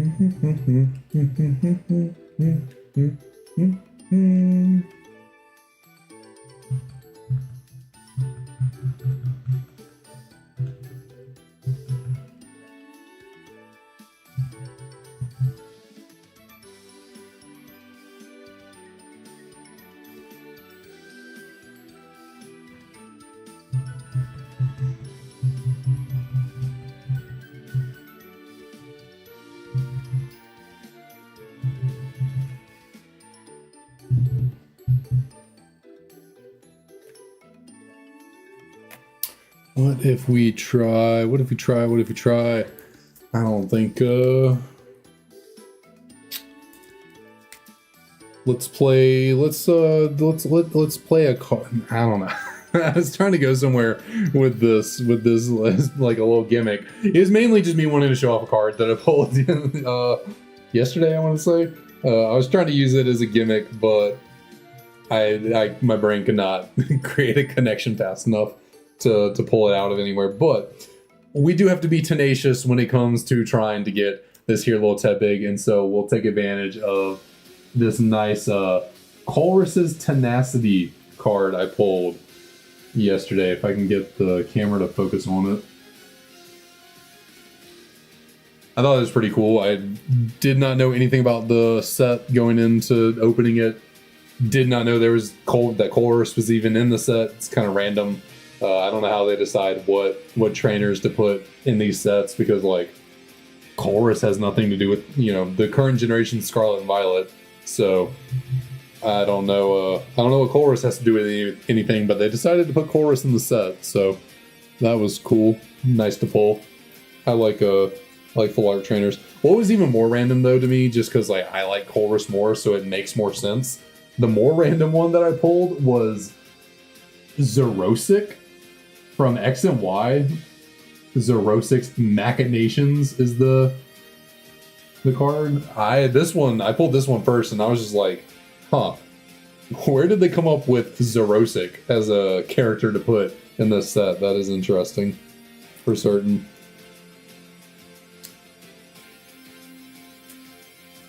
That is interesting for sure.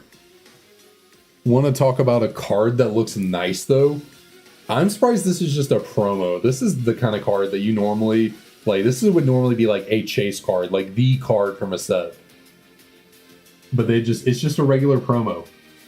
If I can get it to not glare. There we go, look at that. Greninja EX, look at that artwork. That is just crazy. It's just a promo. Like, it's just, you just buy the box and you get it automatically. It was just super cool, I thought. Like, that is the type of card that you hunt for to pull a Greninja card like that. But no, they just put it in a box. Just here, have it. Pay us $30 and have this really cool card. And some packs. Like, but also by including, you know, super nice promos like that, that's how they sell the boxes more. That's how they reel you in. They get you. They get your money because you're like, oh, I don't really care to open the packs, or I don't need to open the packs, but look at that Greninja card. I want that. And that's how they get you. That's how they get you for sure. And it's not just Greninja. They had another box variant that had this Kingdra card in it. It's still really cool itself. I just like the Greninja slightly more.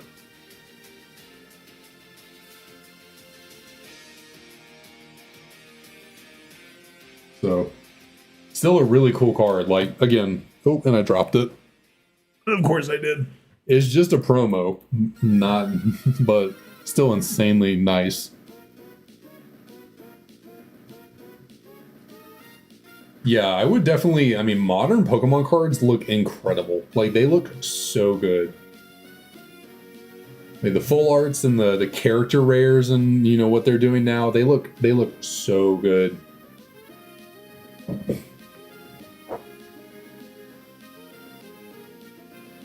Like, they have really stepped it up with Pokemon cards and how they look. I mean, this one This is from a little bit of an older set. It's from like a Sword and Shield era set, but still, like cards like this. Like, look at that. That is Cynthia and Garchomp just chilling together on a card.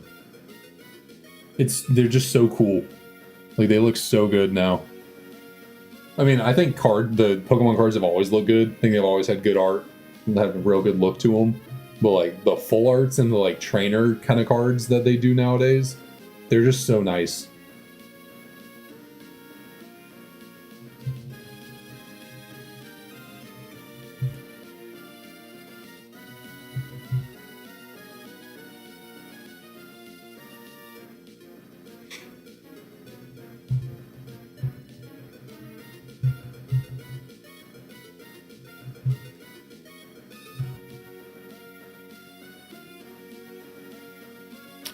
Yeah, I don't know a thing about Yu-Gi-Oh!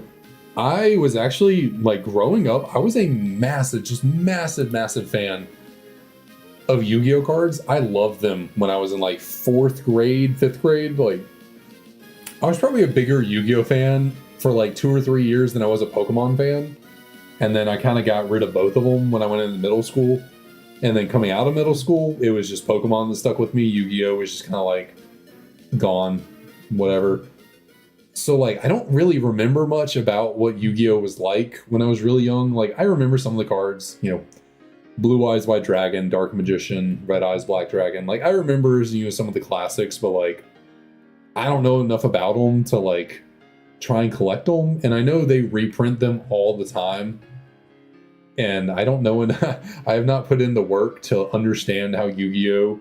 Reprints vary from the originals to, like, know which one's which, so I'm not getting scammed thinking I'm buying, you know, a old school Blue Eyes, and then it turns out it's just a reprint from 4 years ago or something like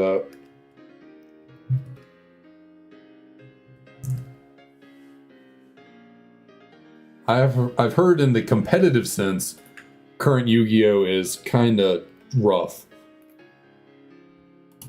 which, I mean, I guess that's probably going to happen. Like, it's, unless your player base is just cool with the card game basically staying the exact same for 20 years, like, you're going to try and push the boundary. You're going to try and come up with new gimmicks and new styles to make everything, you know, feel fresh and unique so people will keep with it.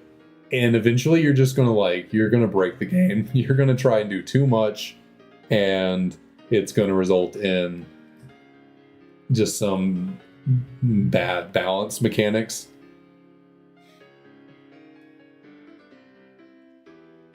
Which Pokemon's not immune to that. I tried learning about playing it for the Pokemon trading card game for a while, and people were saying, I think Scarlet Violet is a better TCG era than, like, Sword and Shield was. Do the prize. They're not making enough money for winning. Konami doesn't have the money to fund that.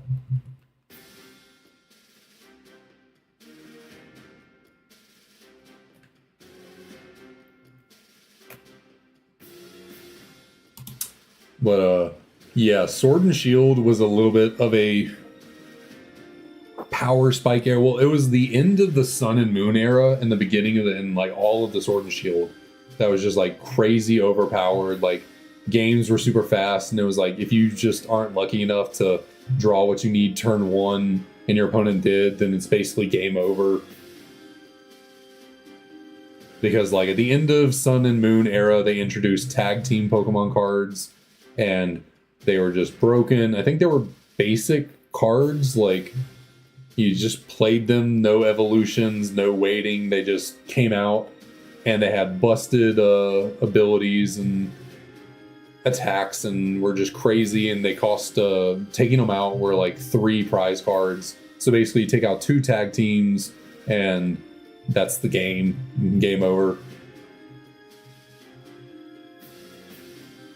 And then they moved into Sword and Shield and basically kept the same, like, you could keep using the tag teams for a while into the Sword and Shield era. But then they needed to make the Sword and Shield cards keep up with the tag teams, or else, all the new Sword and Shield cards would be irrelevant because tag teams were so good. So they came up with the VMAXs, which were insanely high HP totals, and again gave 3 prize cards, and were super busted and powerful. A little bit more balanced because you have to play a V first and then evolve it into a VMAX, but still, like, yeah. And then once tag team cards phased out, then they introduced V-Star cards into Sword and Shield, and they only gave 2 prize cards versus 3. But they were like even more busted somehow than VMAXs and their abilities and stuff. And yeah, it was a Sword and Shield era. The TCG for Pokemon was pretty crazy, pretty fast paced, and kind of luck based in a way. Could you luck out and draw the cards you needed at the beginning before your opponents? Which I guess really for any card game, that's kind of the case. If you get really bad luck, really bad variance, then how are you supposed to play the game if you don't draw any of the cards you need?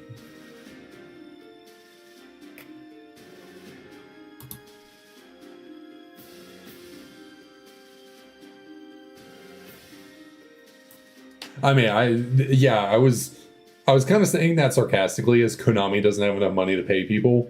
The Konami definitely has enough money, but I guess they're just not paying people, which is, I guess, an issue. Obviously,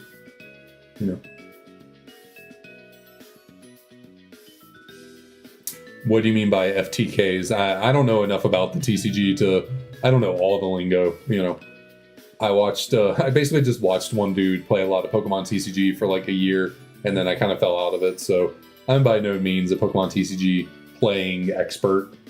I know a decent bit, but I was never good at playing it. I tried. I was very mediocre. So it wasn't like literally winning on the first turn. It was, but you could essentially have such a good board state and get such good luck in what you were drawing, and get what was in your hand and maybe what your opponent had. Also, actually, so in Pokemon, the first player that goes cannot attack. So technically, the very first person that goes in the game can't win first turn because they literally cannot attack. It is not possible for them to win first turn. But if you're first turn going second, technically you could win if your opponent maybe starts off with a really low HP Pokemon, and that's all they can put up there is their main, and you can somehow build up an attacker to take that Pokemon out.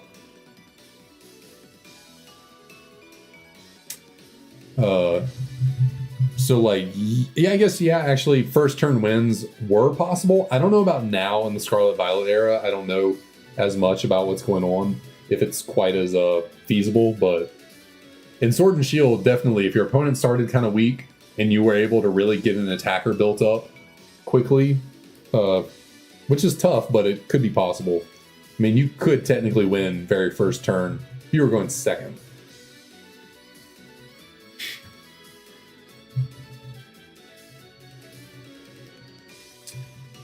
But I think it's a pretty, it's not a very common, it wasn't a very common occurrence.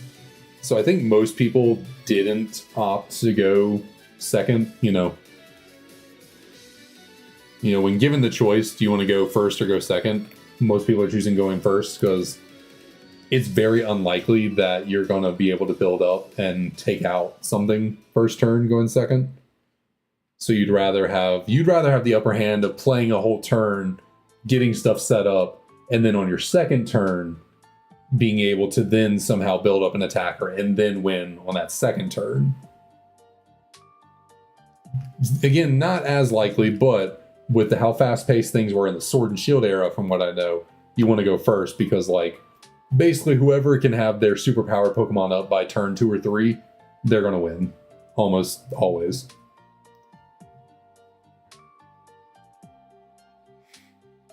Scarlet and Violet era, I don't know. I don't know how that's going competitively. I haven't kept up with it, so hopefully they made it a little bit better by toning down. I think they toned down the power a little bit. Also by making EXs, you know, some EXs are it's technically stage 2, but it's like the 3rd evolution of a card. So actually, how do EXs work again? Do you play? Okay, yeah. Okay, so that Greninja EX can be played onto a Frogadier. So yeah. They did slow that down by, like, you know, some EXs are obviously basics because the Pokemon can't evolve, you know.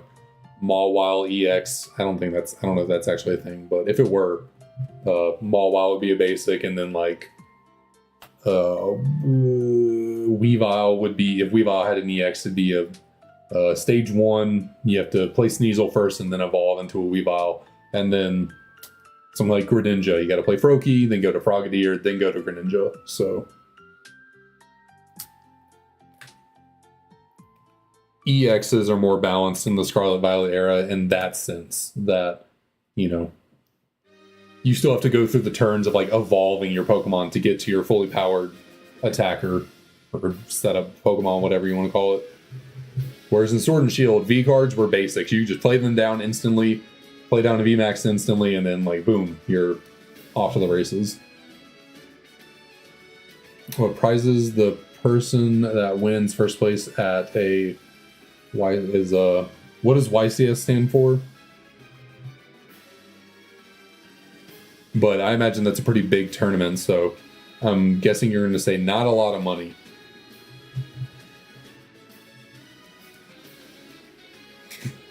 Yeah, so sorry to start rambling about that. Yeah, it probably is just like a bunch of gibberish. Okay, Yu-Gi-Oh! Championship Series, gotcha. How much do people make for winning that? If it's lower, I mean, really, I'll say, $10,000 would still be kind of low, but like if it's lower than 10K, that's pretty bad. I think Pokemon just recently increased their prize output too, and like Pokemon Worlds is actually going on right now, so that is a thing that is happening. Yeah, sure, I'll say 10K. I'll say 10K is what they're giving people for winning the Yu-Gi-Oh! Championship Series.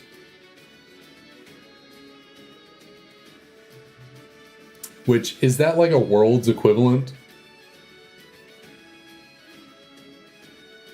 Like, is winning YCS like the equivalent to being like the world champion? You're the best of the best. You're the #1 player in the world, or is that more like, is YCS like a regional when, like, you know,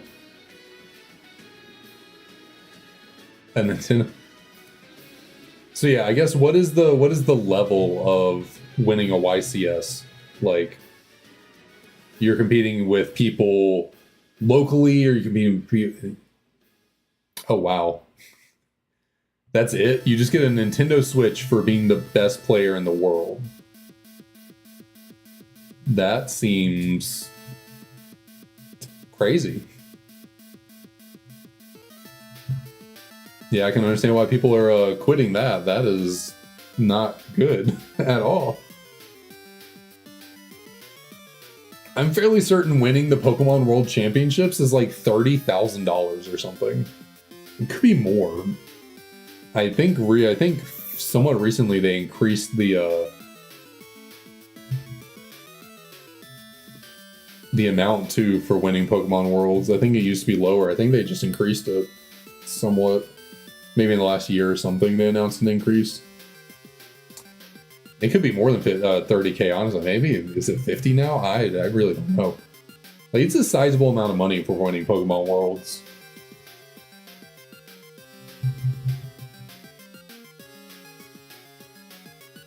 On top of the fact that if you win Pokemon Worlds, if you even place at Pokemon Worlds, you get a very special Pikachu trophy card And like they only make these trophy cards, you know, for the people who win the world championship. So first, second, third, and fourth place. And I think there's 3 divisions. So technically there's only 3 of each card for every year. And so 12 total. So if you place in Worlds, but well, I guess there's 24 total because it's TCG and VGC. So even the video games get a special Pikachu card for winning. The TCG also gets the card, obviously. But so they're technically 24, and I guess 6 of each. But yeah, those cards are probably worth. You probably get a lot more for selling that card than you do for winning the Worlds, because people who collect high-end Pokemon cards, like really rare Pokemon cards, they will pay a lot of money for those World Championship cards, like 100K minimum. Like there are Pokemon collectors, like big time collectors and like YouTubers who will go to Pokemon Worlds. They simply go there to try and make connections with the competitors and be like, hey, if you win Worlds, I will buy your card from you here on the spot for a crap load of money.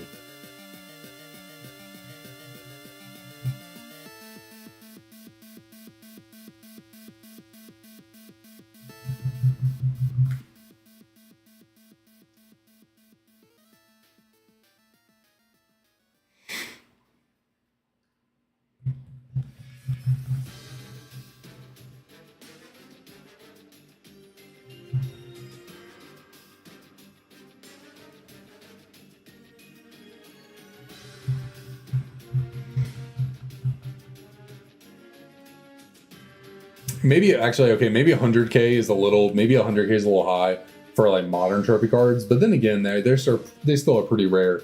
But because I mean, I think the oldest of the old Pokemon trophy cards, when graded well, go for like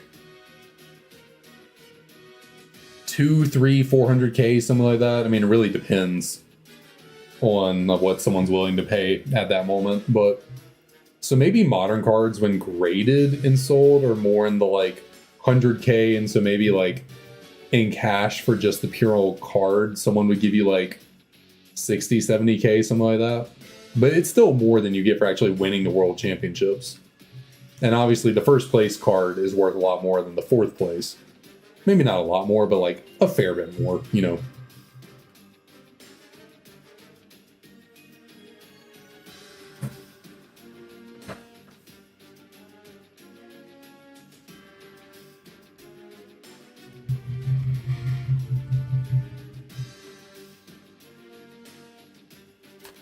But obviously the older Pokemon trophy cards are worth a lot more money, because at the time when they came out, they weren't really worth anything. You know, people weren't thinking about buying these trophy cards for ludicrous amounts of money as an investment or collector's piece or whatever. So a lot of the older trophy cards were lost to time. You know, the people who won them either just got rid of them, and then maybe they got thrown out, or they ended up in some garage and, you know, got destroyed, or they sold it for, you know, $100 and it ended up somewhere else. And yeah, so that's why they're rarer and harder to find, because it's like no one thought to keep those things around and, you know, preserve them, and maybe one day they'll be worth $250,000. No one was thinking that back in specifically like the late 90s, where, you know, the most valuable trophy cards come from like 97, 98, something like that. And from, you know, Japanese tournaments.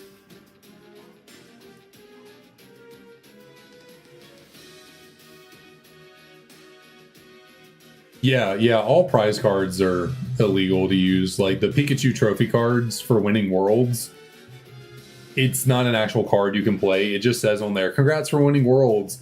You are automatically qualified to attend Worlds next year. So like basically all that card is like, it's a little certificate that tells you, hey, congrats on doing well at Worlds. You can come again next year if you want.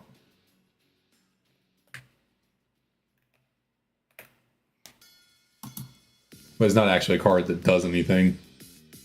I think there are some other, like, there are like lower level kind of trophies and participations. So like the main trophy cards are full arts, so you know they're full arts in the same way this is a full art. You know, the artwork takes up the entire card.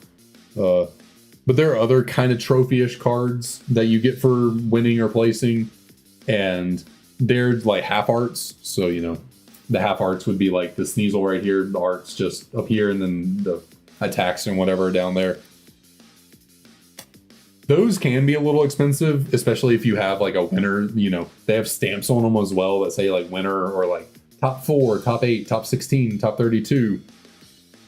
I think those are technically playable, but like they're not very good. I think it's like you play this card, flip a coin, if heads, find a Pokemon, something like that. Is not really a usable card, so I don't think anyone's putting it in their deck. So yeah, something like that. Oh, that's funny. Yu-Gi-Oh's just like, these are straight up real cards, but you actually technically can't use them. I gotcha.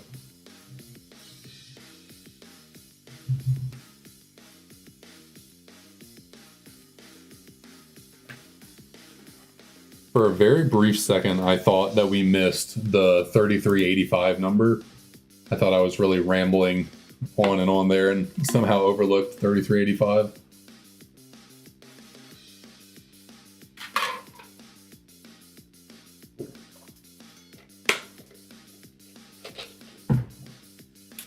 Oh, yeah, that would be pretty busted. That would be pretty busted, and the fact that there's limited numbers of them because not everyone wins one. Yeah, it makes sense that isn't playable. That would be irresponsible to allow that to go.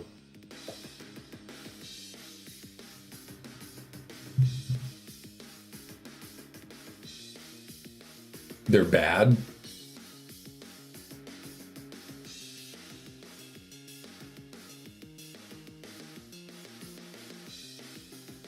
Oh, I didn't realize that was an option.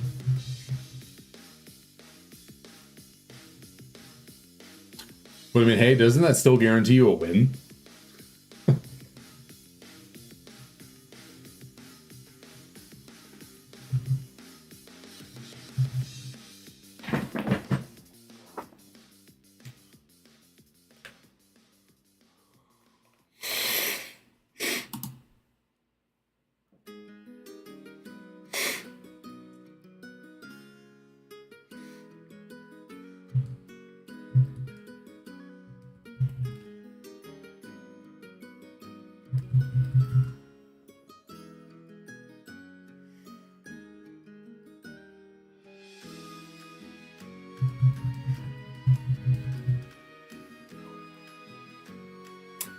Actually, I want to pull something up to show y'all real quick, just because we're on this, you know, topic, and you know, I like to collect Pokemon cards, obviously, but collecting trophy cards is not really in my wheelhouse. I definitely don't have the money to collect those insanely expensive cards, and there are even some trophy cards that aren't, you know, they're like lower level kind of trophy cards from, you know, other events, and they're still cool. They're still a little bit of money, but they're obviously, you know, they're like $500, $1,000. Like, it's a good bit of cash, but like not 100K.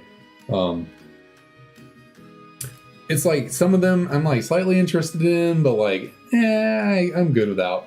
There's a card that I'm not really positive if it truly exists, or if it's just like a promo thing they put together and just like posted a picture of it. I don't know if they're real or not, but if it is real, I believe only one person in the world would actually have it. And that's because they are on it. And here, I'll get this. But on top of the fact that this person is on the card, there's also a certain Pokemon on the card with them.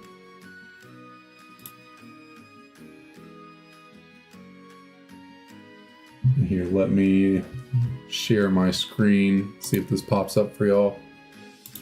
No, I gotta go.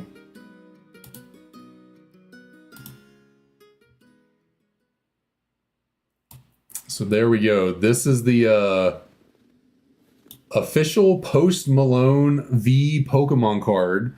And as you might notice, there's a certain Pokemon on this card that I would want. So yeah, I'm not exactly sure if this is a truly real card.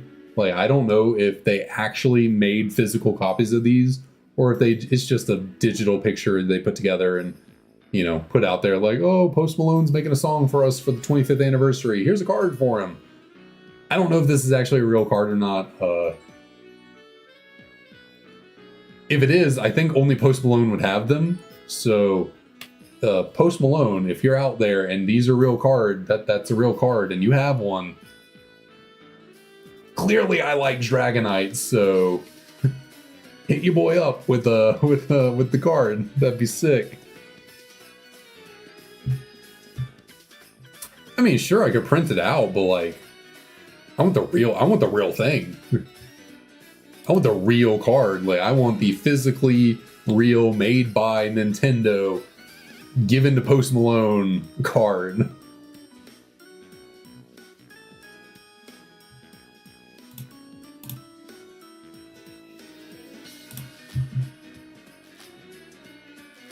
Because on top of, you know, being a massive Dragonite fan, I also really like Post Malone's music, so, you know, double whammy.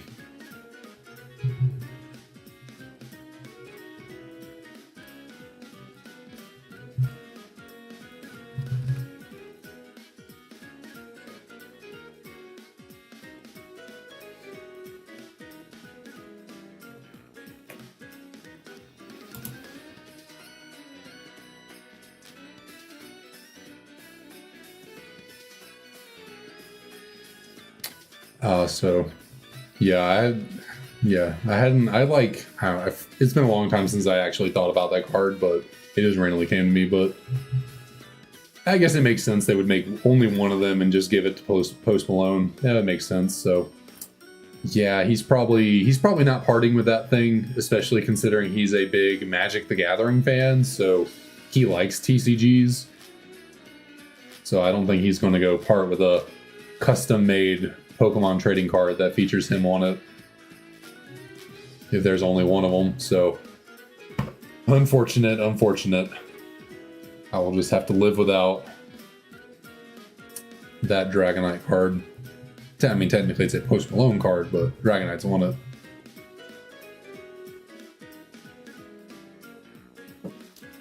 But that is actually a part of like my Dragonite collection I want to work on. I not only want to have every official Dragonite card, like every card that is for Dragonite, I also want to have every card that features Dragonite, because as with that Post Malone card, there are some cards that have Dragonite on it, but it's not a Dragonite card.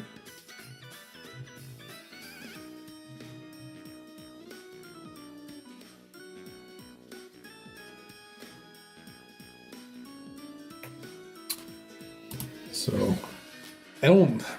there's only a handful of them. There's not like a lot. And I have one in German.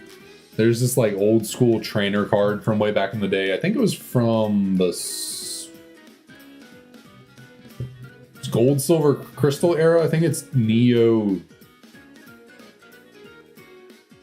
Genesis or Revelation. I forget which set it's from. It's like a Pokemon breeder card or something. I forget. I'm blanking on it. Basically, it's someone who raises Pokemon or whatever, a trainer card, and it's them petting a Dragonite on the head, and the Dragonite's like laying on the ground or something. So I have that card, but it's in German, I think. I think I randomly picked it up at a card shop one day. So I need to get the real physical English card. It's a real German card, but I need the English one, and probably the Japanese one as well. I like collecting both English and Japanese cards. Remember when I said about the card? Yeah, what about them?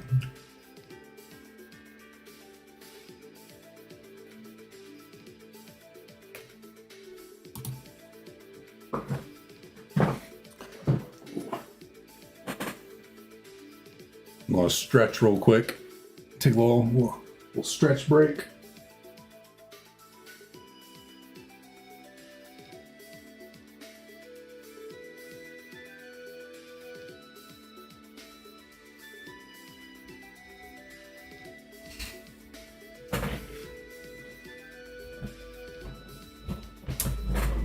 Yeah, we are getting real close to our 3385 number.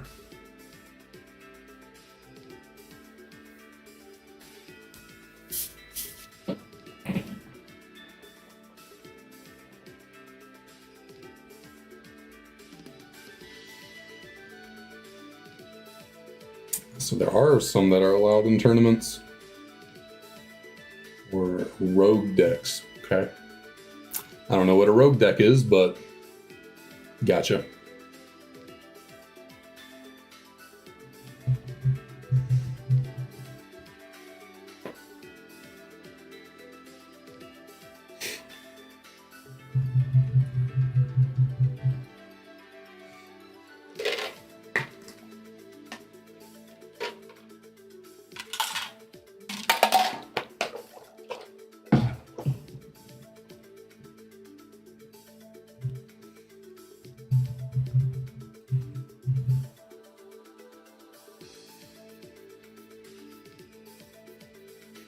Oh, so like anti-meta.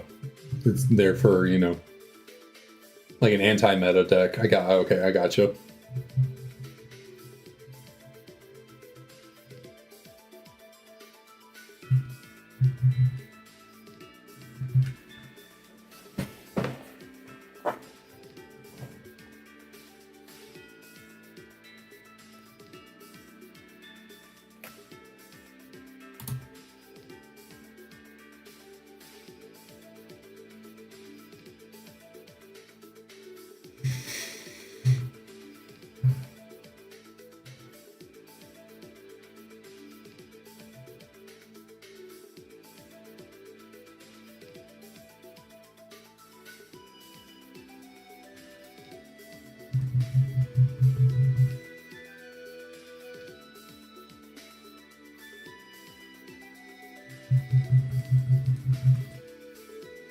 But what is the one exception to that whatchamacallit?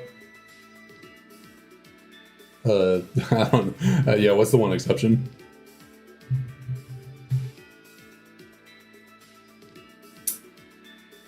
Kashtira focuses around banishing your cards in deck. Okay. Banish you to the Shadow Realm. That's Yu-Gi-Oh, right? It's been a while. It's been a while for me on Yu-Gi-Oh. You banish them to the Shadow Realm, right? That's what it is.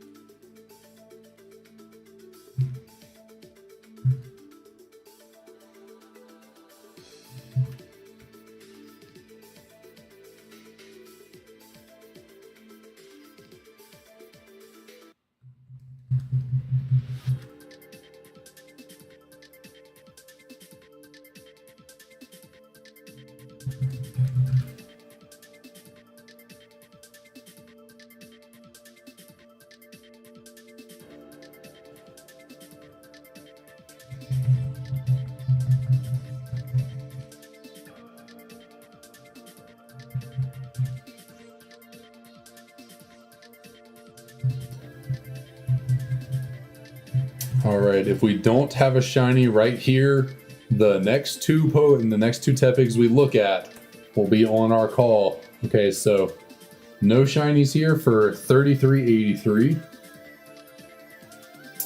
And so we move on to the prophesized number of legend, number of mystery, the number that we very much wish that this shiny will appear on, being 3385. loosely related to Jirachi's dex number of 385.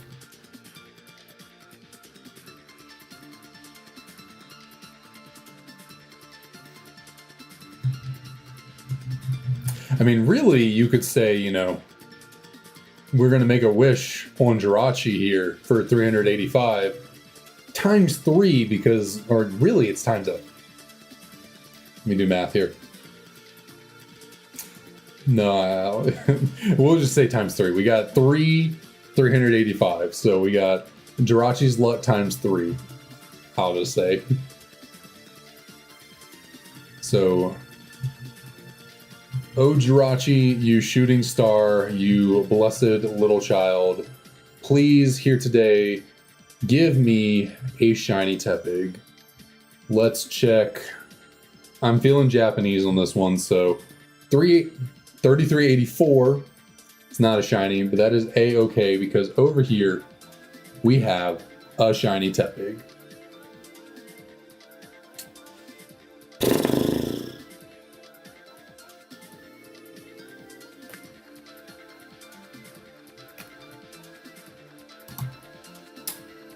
Jirachi. It just must not be time. Must not be time because what? Jirachi only grants a wish like every 100 years or something, right? So clearly that was not this year. That is not today.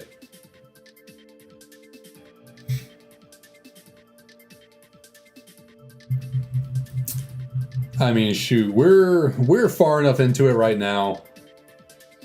We can make it to 3,500. We can get to 3,500 tonight. It'll be a tiny bit of a longer stream. We'll probably be right. Well, actually, it takes me about an hour, 15-ish minutes to get 100 encounters. So we'll be probably at 4 and 7. It might take 2 more hours to get to 3,500, but maybe we'll see. Actually, we might make it. I'll see. We'll see.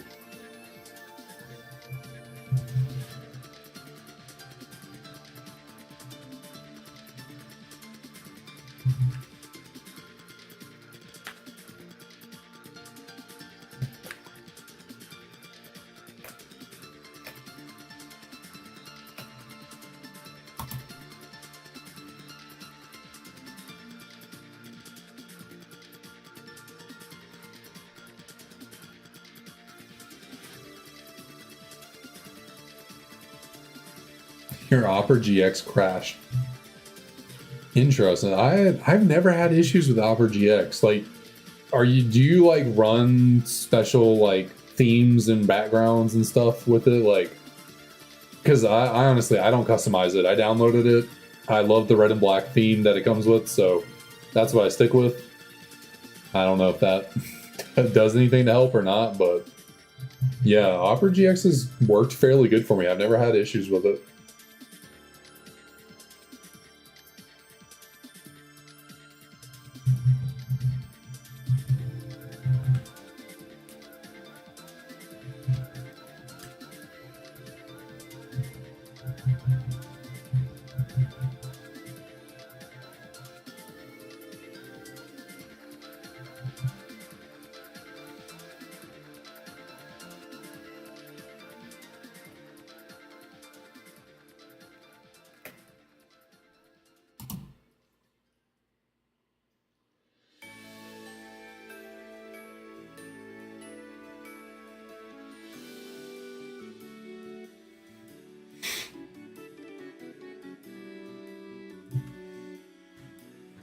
I mean, I guess I don't have the, I should probably turn it on, the ad blocker for Opera GX. I don't have it turned on. I keep forgetting to do it, and then I have no add-ons on the sidebar at all. Really, I mean, I didn't need it for much. Like, I'm not super crafty and technically with it. I didn't technically need Opera GX. Google Chrome was honestly working fine for me. People always talk about Google Chrome and, you know, using too many resources or whatever. I don't do anything that intensive on my computer, so never posed much of a problem for me. Much of a problem.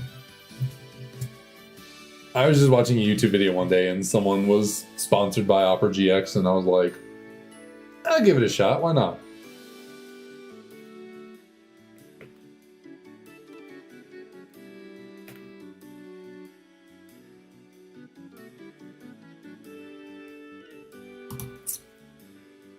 I do kind of like the aesthetic of it, I guess.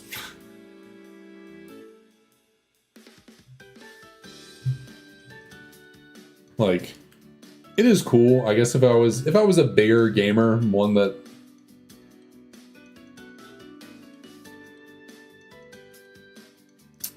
they do sponsor a lot of YouTubers. Especially, I mean, with what I'm interested in. I mean, they're kind of geared towards being a gaming, whatchamacallit, the browser. That's the word I was looking for. And I do watch a lot of gaming videos, so.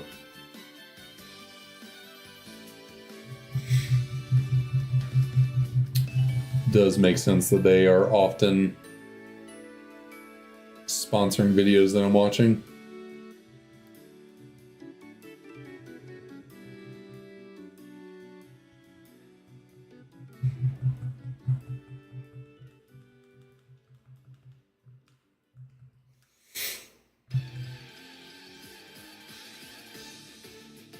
We got a double female encounter.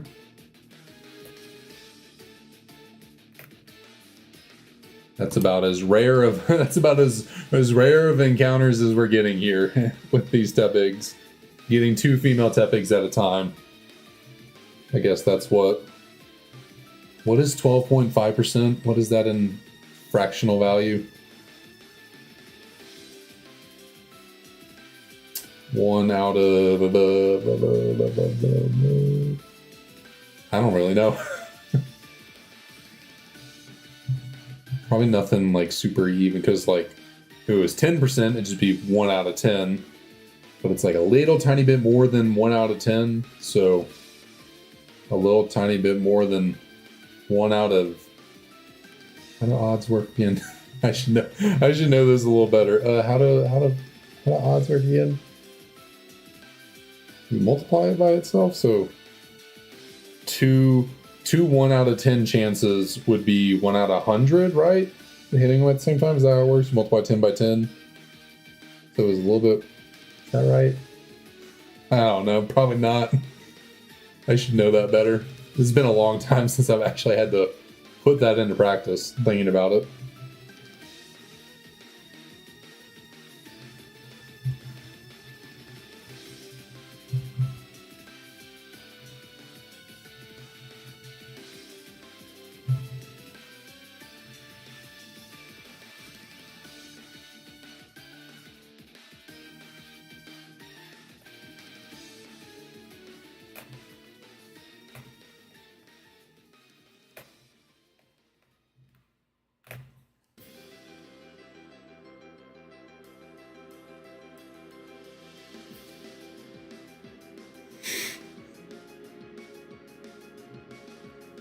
Anyways, getting to 12.5% chances is the rarest thing that we're getting here with the Tepig hunt.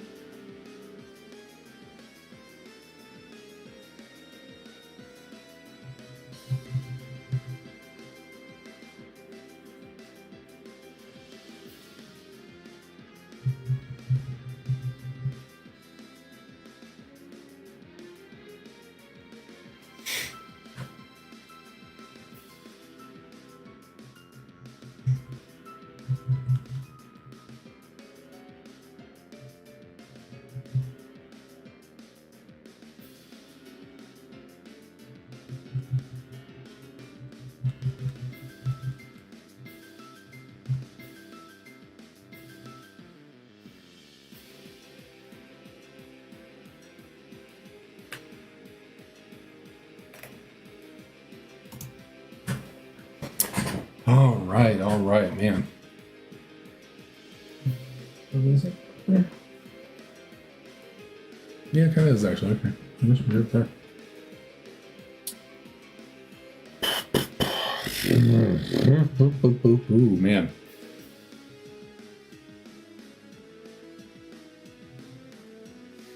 These full odds hunts are unrelenting.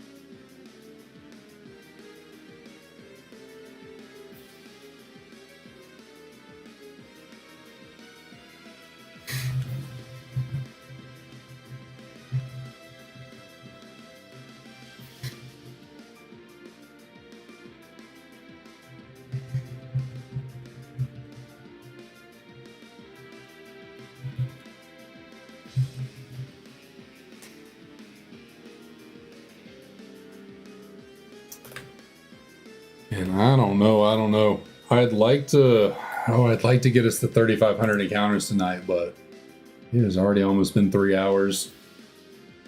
I don't know. I gotta find the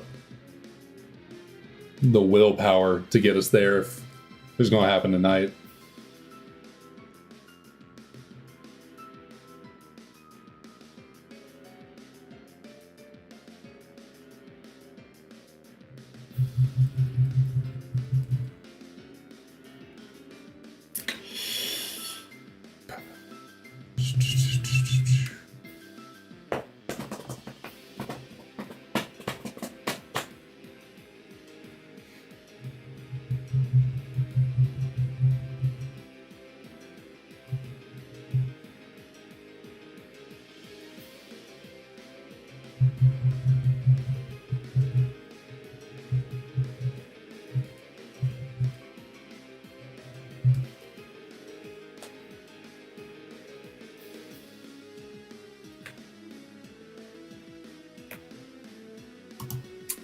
$33.99. We are right here on the cusp of 3,400.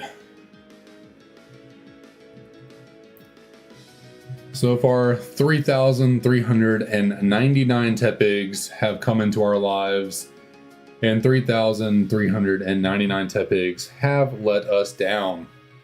But maybe, just maybe, all we need is 2 more pigs, and we'll be free.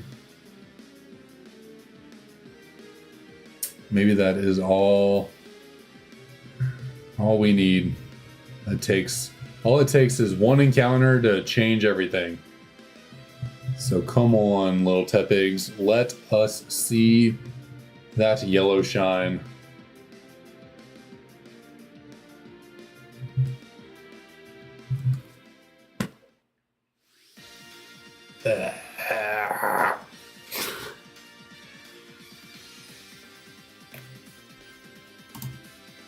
$34.01. Yeah, you do something enough you do it for 4 hours straight. I can understand being ready to take a break, call it a day.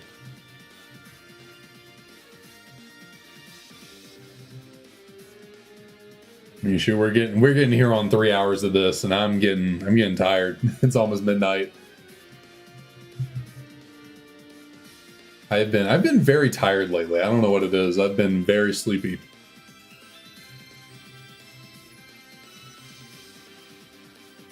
I even tried to take a power nap before doing this stream just to see if I could push through longer, but I don't know, I'm tired for some reason.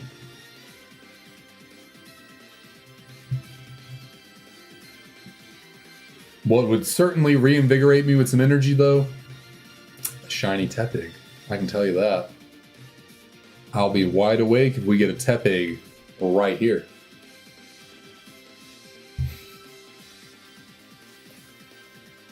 It's worth a shot. I mean, it's worth a shot every time because you never know. You never know when it'll happen.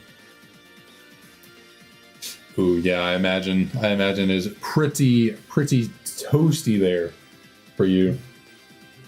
This week hasn't been too bad for us. This has been like the best week in months for us. It's still hot, but it is not nearly as bad.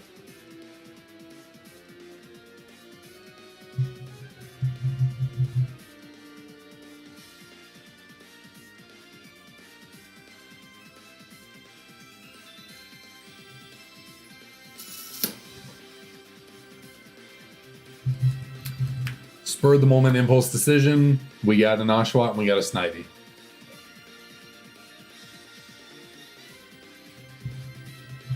Let us see where we stand with the shiny gods. Oh, Arceus, bless us with something shiny here. We're deviating from the path of the Tepig. Was that the way? Nope.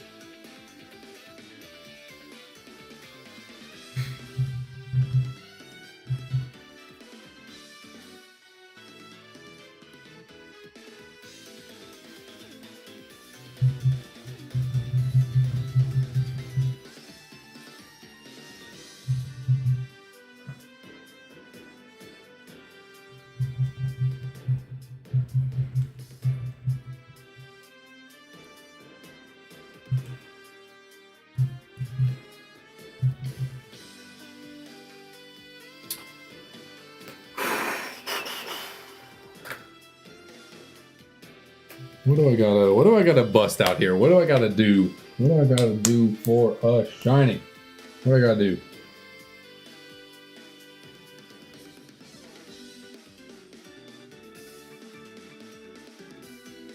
Do I need to set the mood? Do I maybe let's see.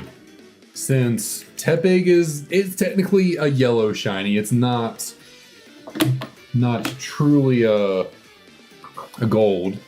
Let's see.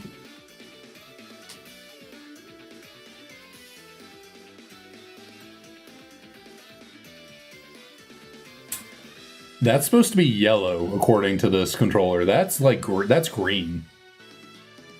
Like I clicked that button right there. That's yellow.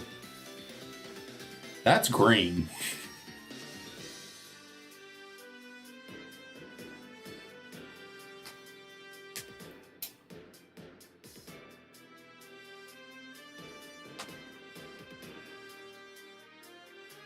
Okay, now I just clicked the orange looking button right there. And now it's yellow. I don't know.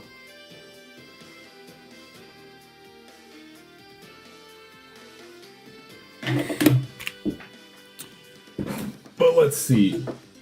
We changed the lighting. We are now in the shiny Tepig mood. We're matching the Dragonites as well, where we got the yellow, we got the gold, we got the ambiance. Let us here grab a shiny Tepig now.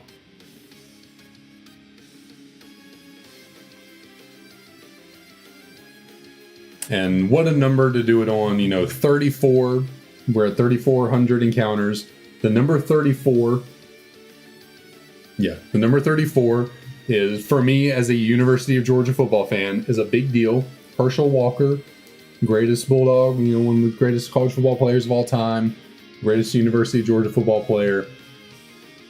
Number 34, so that's good. We're about to be on 3407. My fiance's favorite number is 7. We got the good juju, we got the good vibes. We now got the ambiance with the yellow lighting. Let us see a shiny Tepig here right now.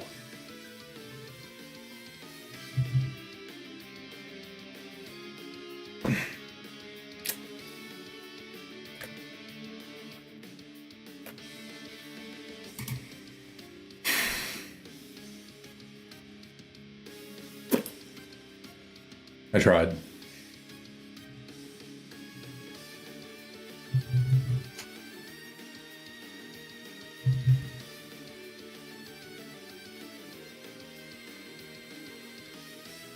I gotta say, personally, as someone who's not really a fan of the color yellow, I don't like what's going on behind me right now. I like the blue so much better. I do not like the yellow. I don't like it. Maybe I need to go red. Maybe I need to go red for fire. Maybe I need to do that.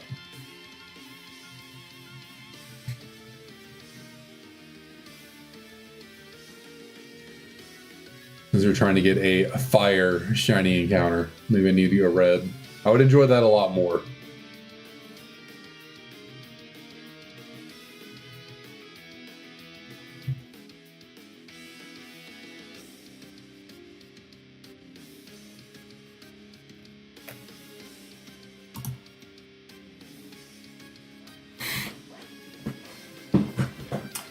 But I don't want to anger the Tepig, so I must push forward.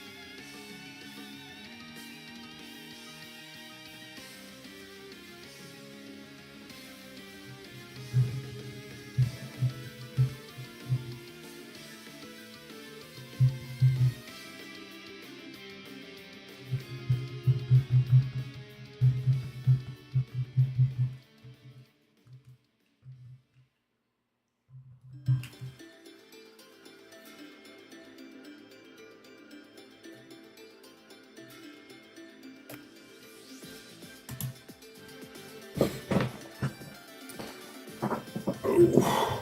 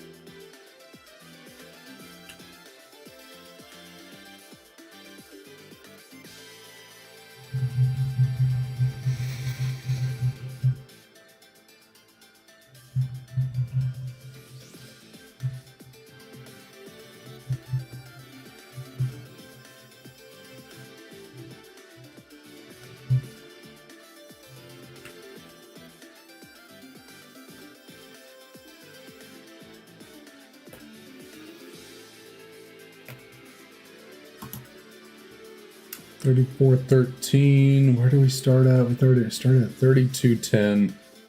So we're over 200 encounters today. That's generally about what we work with around here, so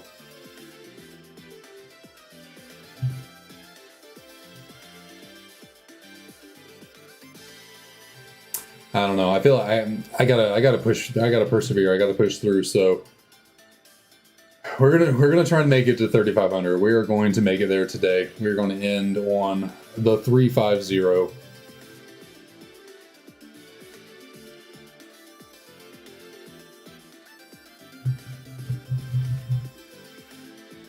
I'm getting there. I am surely getting there. I mean, there's a reason why I throw in the platinum hunts here and there, because it's a nice little break from this monotony, from this torture, you could almost call it. It's not really torturous.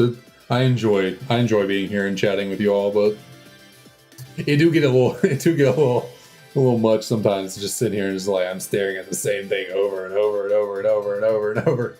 But it's not that bad. It's not that bad.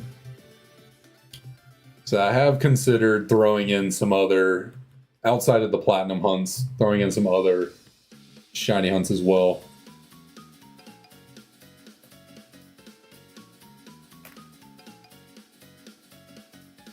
just to spice things up. I mean, I can't let it get to me already with all these encounters because we got to do this for a lot of Pokemon. We got to do this for a lot of Pokemon, so just I gotta remain zen, gotta remain focused and calm. Did I add encounters for the last reset? Should we be at 3415?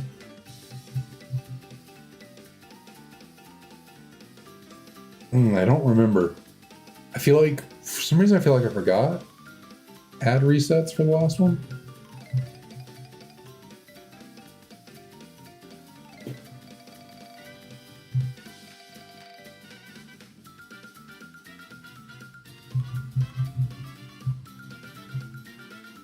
Yeah, this kind of goes hard.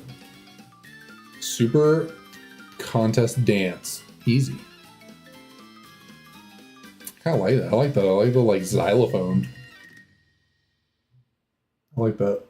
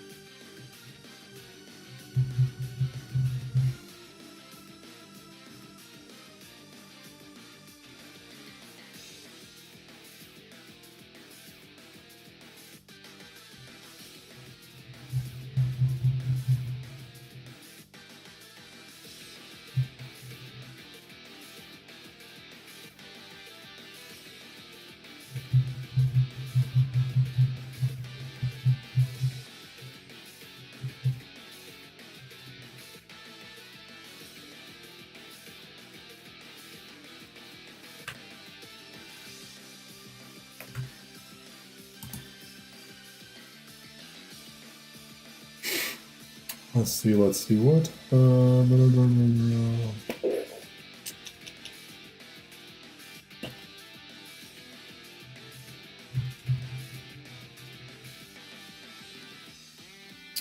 Maybe, you know what, after this reset here, I'm going to substitute.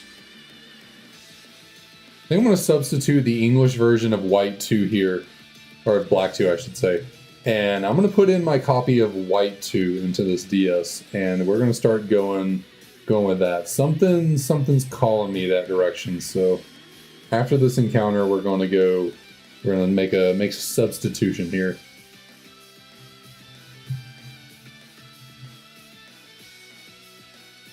For a different game.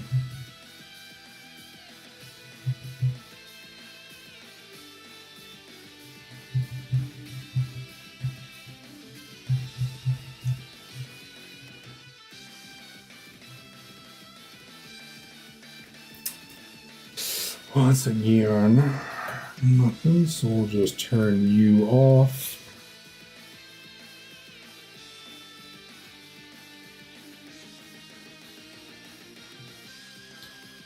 And is there any way I can do this without, no, probably not. I was having to do this.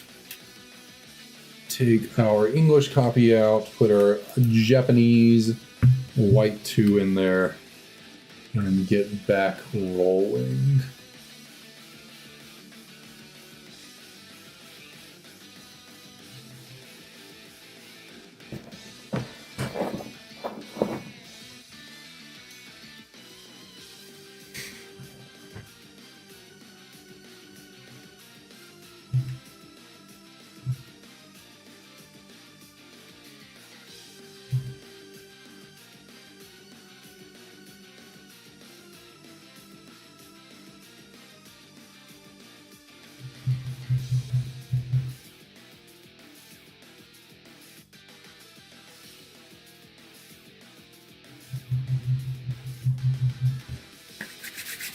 Is this the change we need? Is this the spice of life?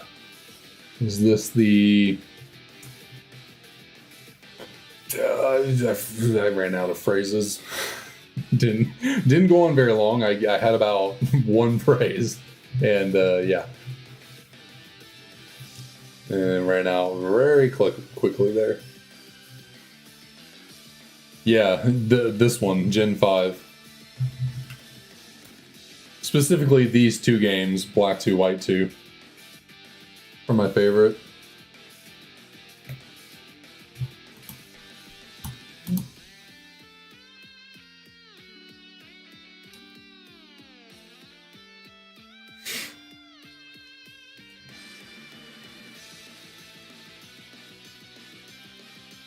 Well, all the people you know are stupid. No. It was the very popular opinion for the longest time that Generation 5 was dog water and yeah, all that goodness, but I think most people who are still like into Pokemon, like still actively playing the games and like, you know, really about it, I have come to realize just how good Generation 5 actually is.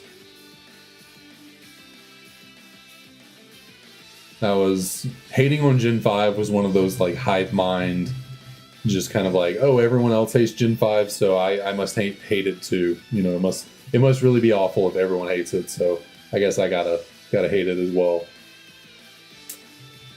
But now people are coming around and are like, well, maybe, just maybe, these games are cracked.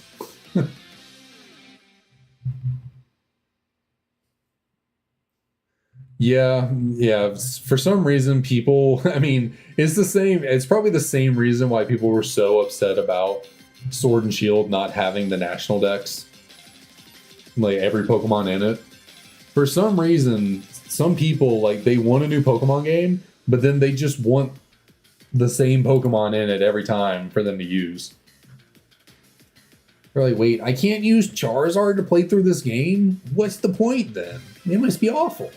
Like, expand your horizons. Use some new Pokemon. Like, you might like them. You might enjoy them. You might come to realize that Chandelure is freaking awesome. Yeah, it's a sentient piece of lighting in your home. It's still a freaking cool Pokemon. Sure, there's a garbage bag Pokemon. Muck's a pile of sludge. Same difference. Who cares?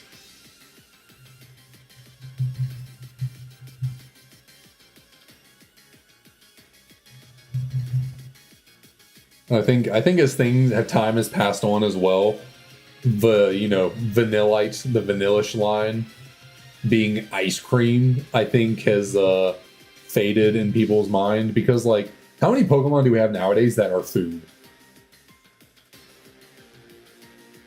You know, the Vanillite line walked so that Alcremie could run. You know, Alcremie is not the world's most popular Pokemon, but you know, they announced that there was a whipped cream cake Pokemon, and no one was up in arms over it. No one was like, oh my god, they made a cake of Pokemon. Pokemon's doomed forever. Down with Game Freak. Like, who cares? They're sentient Pokeballs and trees and freaking... Yeah, it's like it's the fantastic world of magic, essentially. Like Pokemon are basically magic. Like why is it a big deal that there's an ice cream Pokemon? Why does that make you hate an entire generation?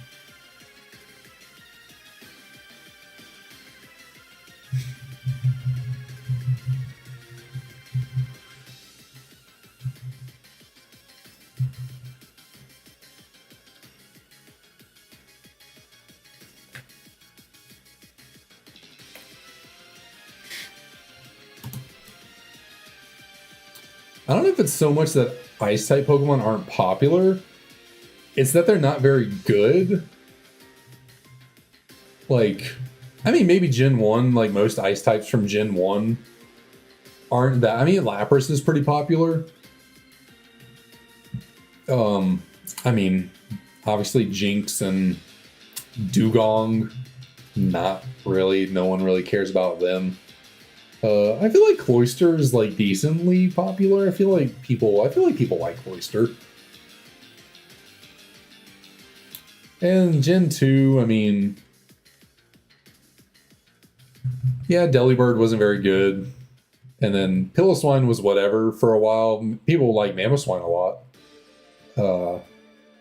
Sneasel's always, I think, always been pretty popular. People like Weavile by extension. Are those the only ice types introduced in Gen 2?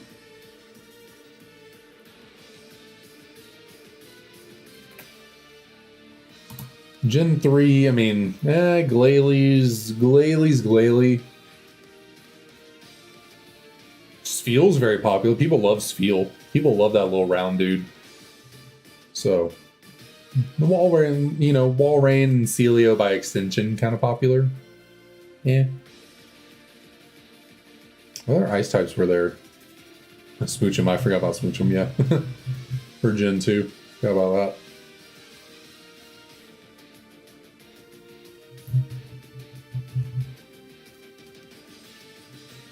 And then what other ice types were introduced in Gen 3? You got the Snorunt line, the Seal line, or the Spheal line, I should say. I feel like there's more than that. I mean, is there more than that? There has to be a reason. I guess Castform is technically an ice type in some situations, sure.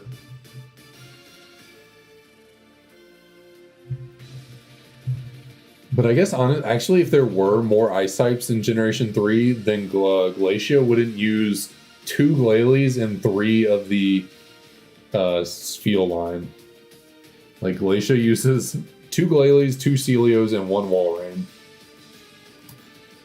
I forgot about Regice, that's true. And the Regi, I guess maybe ice types aren't that popular. Maybe you're right. You keep listing off ice types, and I'm just like, outside of Mamoswine and the Weavile line, and I guess Lapras too. Every other ice type's pretty not that poppin'. But they've gotten better over the years.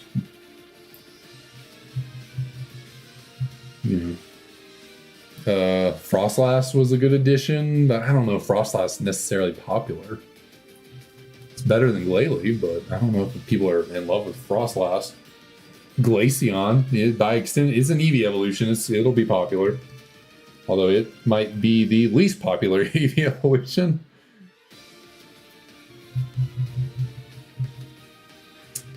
I'll take your word for it and will not go find out myself. I'm sure it does. I'm sure a lot of Eevee evolutions have weird fan art. If you call that fan art.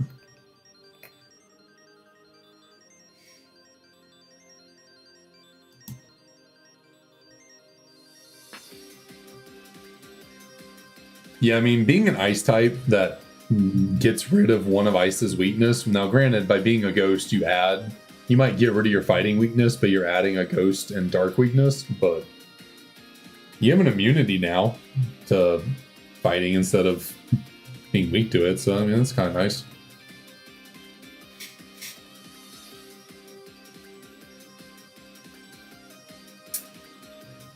Yeah, poor Vaporeon. Vaporeon was just on the receiving end of one bad copy pasta, and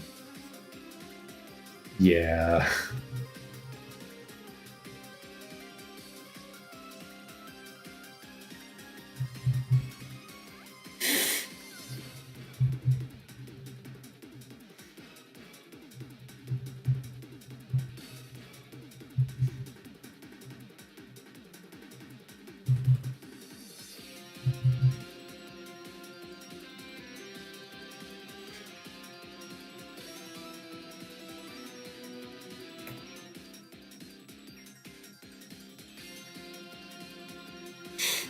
What other ice types were introduced in Gen 4? So far in Gen 4, I mean, we all have... The only ice types I can think of from Gen 4 so far are all Pokemon from older generations receiving new evolutions. I guess there's Snover. Snover's a new ice type from that generation. The Abomasnow line. Outside of that, Abomasnow might be the only new, like, totally new ice type from Gen 4, right? Because Candace doesn't use... Candace uses Abomasnow, Frostlass. I mean, Platinum, she uses Abomasnow, Sneasel, Frostlass, Pillow-Swine, maybe? I know in Diamond and Pearl, she randomly has a Medicham. Rotom Frost. I always forget about the... I always forget about the variant ones. But, I guess... Here, let me put my glasses down a little bit. Technically, in Generation 4, Rotom Frost was not an ice type. Actually,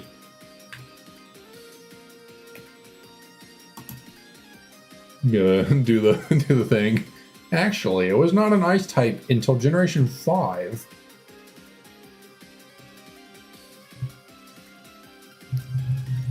Because actually, all Rotom forms were Electric Ghost until Generation 5.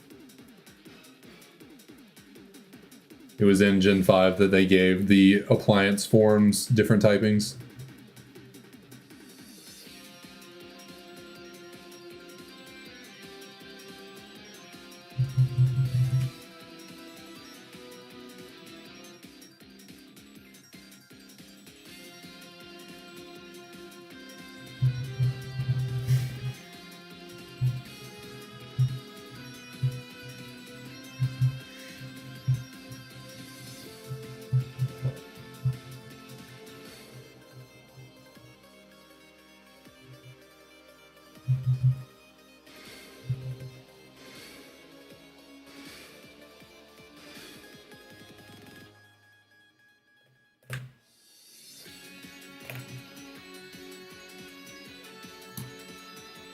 Yeah, I mean, there's a reason why Wolfie Glick has made a number of videos where he's talked about how ice is the worst typing in the game, and it needs an overhaul. Which, you know, the addition of snow instead of hail in Scarlet Violet did help a little bit. Like, it made ice type a little bit better. Mainly because it made the weather effect of snow and ice or hail better, because before it was like, okay, only ice type Pokemon are immune from hail. Not really good for a competitive sense. You're going to be doing damage to all your other Pokemon. Whereas with sand, yeah, other Pokemon outside of the typings take damage, but sand gets steel, rock, and ground. So while, you know, there might be a lot of common weaknesses amongst those three typings, you at least had three typings that are immune to it. Plus, sand gave, at least, it's interesting that Sandstorm only gave rock types a Spadef boost, not steel or ground. I wonder how they decided on that. But it is nice that hail became snow, and now snow snow doesn't damage anyone, so that's nice. You don't have to worry about running non-ice type Pokemon on a snow team. But also, ice type's getting a defense buff in snow. It's pretty clutch.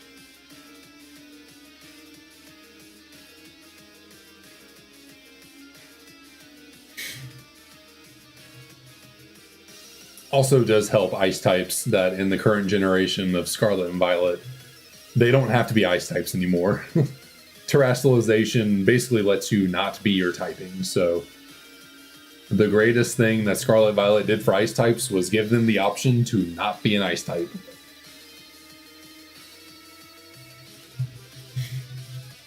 But yeah, and, you know, sand setters were all really good. You know, T-Tar is really good.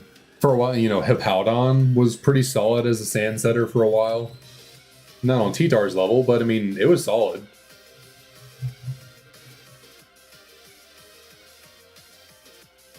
Meanwhile, for the longest time, Snow only had Abomasnow. Like, until Alolan Ninetales, Snow only had Abomasnow to set up or Hail, I should say, only had Abomasnow to automatically set it up. It took Gen 5, 6, and then into 7. So, yeah, it took 3 generations to get another Hail setter.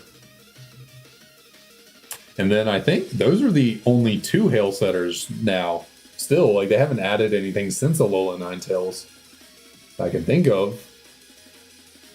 Like, I think those are still the only 2 Hail setters, Snow setters now, I should say.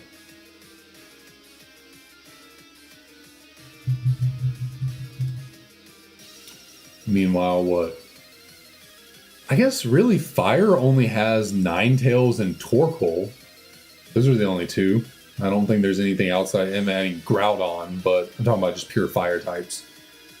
Ninetales, Torkoal. I don't think anything else gets Drought.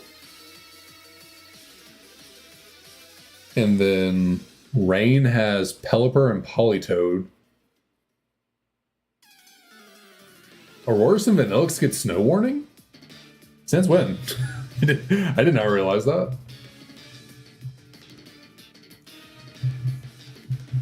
Huh.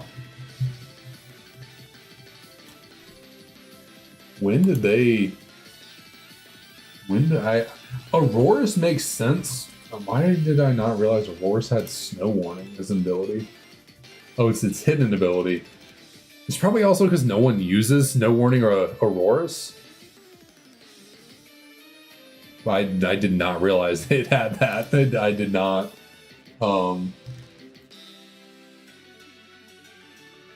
Vanillix?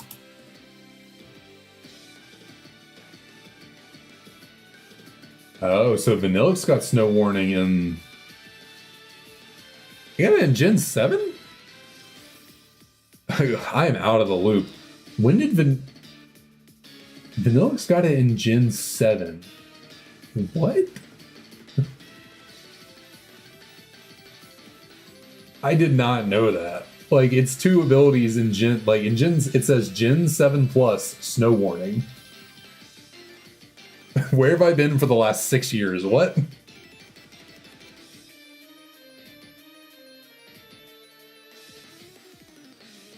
That is, that's okay. Well.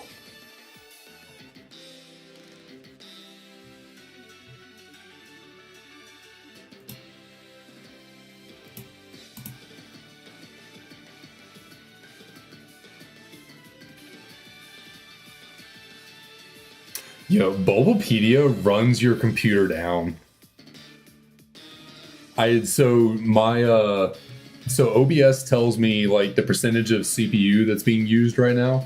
And like currently I'm sitting at 1.6% of my CPU is being used. When I had Bulbapedia open just now, I heard my fans on my computer speed up. My CPU spiked to 8% usage just for having Bulbapedia open.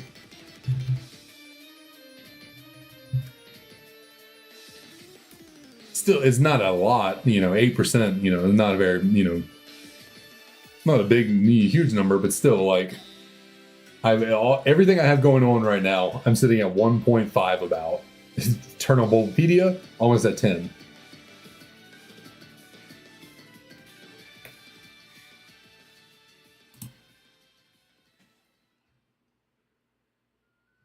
But yeah, Politoed got Drizzle in Gen 5 and was like the only one outside of Kyogre that could do it. And then did Pelipper get in Gen 6? Probably, yeah.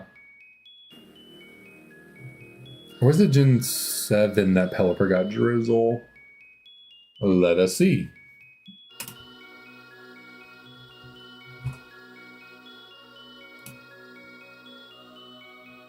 It was Gen 7 when Pelipper got Drizzle.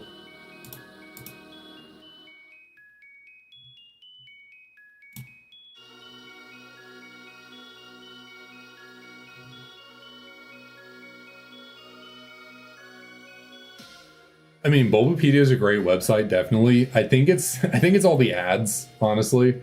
I think if I just turned on the ad blocker, it'd be fine. But if you dare use Bulbapedia without ad blocker, it is just ads galore. They are just swarming you.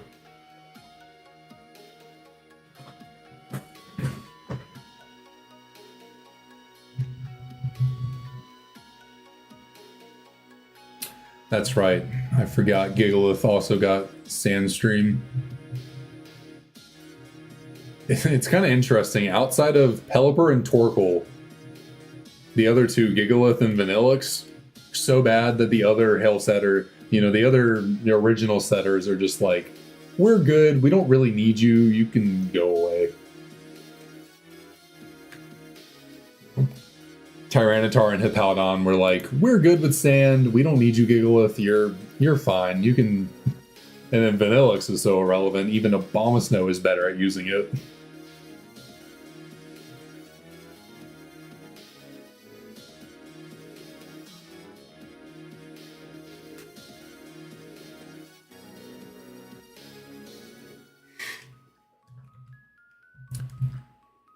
Yeah, weather used to be cracked. Weather used to be...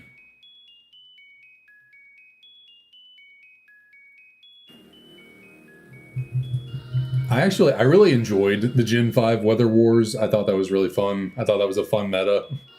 That's when I started playing, or like getting more interested in... That's actually when I became interested in competitive battling at all. It was all single battles. I didn't even know VGC existed for like the first 3 or 4 years that I was interested in competitive Pokemon. I was just like, oh, it's single battle all the way? That's all that exists. And then I found out VGC was all double battles, and I was like, what? Excuse you?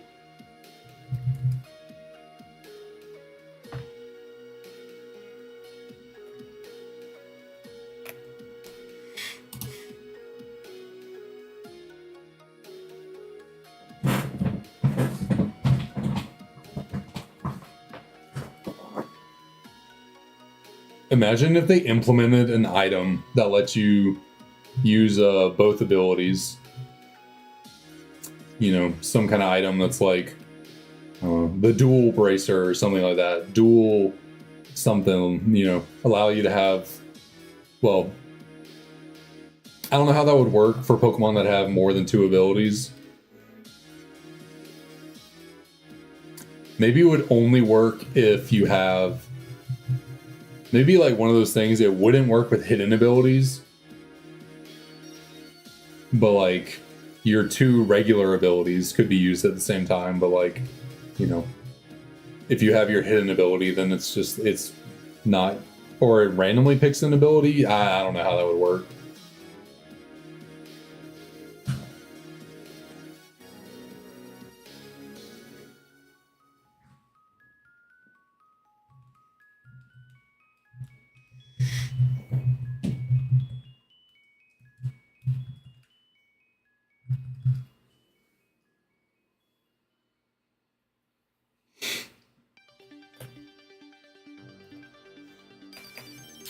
Because it'd be pretty broken if an item lets you use all of your abilities, because then some Pokemon who have 3 abilities would, be at a bigger advantage than Pokemon that only have 2. And then there's some Pokemon that only have 1. Like, I'm pretty certain, well, actually, no, I think Tyranitar has a Nerve as well, right? Or is it just Sandstorm? Sandstream, I should say.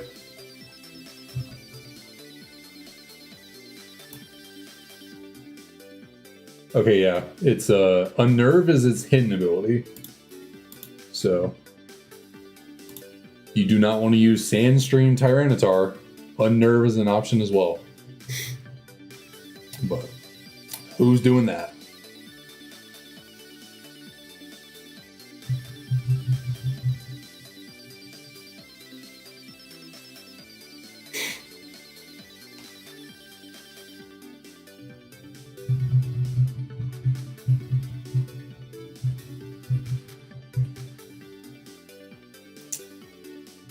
That would be, well, I guess Shadow Tag would only be in Gen 5 that it would have Shadow Tag. because they changed his hidden ability to Infiltrator. Unfortunately, Shadow Tag Chandelure was never officially released. But would have been crazy if even just having Shadow Tag in general on Chandelure. Oh, what's up? What's up? Thanks y'all for the raid. Appreciate that. Once again, been here before, so I appreciate that second raid. Thank you, thank you. How are y'all doing?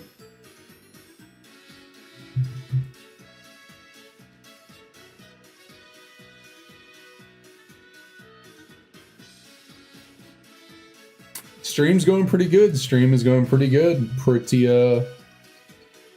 chill. We just flowing right now. We have knocked out a good 200 something encounters so far. We started at 3210, now at 3450 basically. So we've just been here grinding away, and I'm doing great. Had a nice, solid, relaxing day. You know, outside of going grocery shopping, have not done anything at all. Been a pretty laid back day. Oh my God.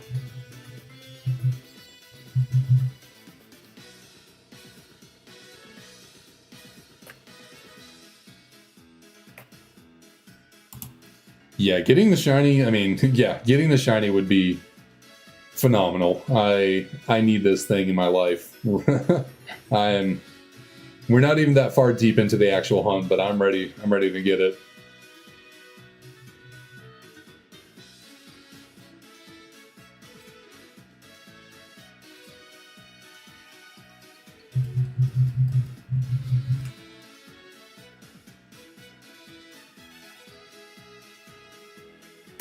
That would be wild, which I guess that would just be Politoed, right? Or does Pelipper have Swift Swim as well? I know, does Politoed have Swift Swim? I think it does, yeah. I know Poliwrath can have Swift Swim. Can Politoed have it as well? I feel like it could. I feel like it should. If Poliwrath can have it, I feel like Politoed should have it as well.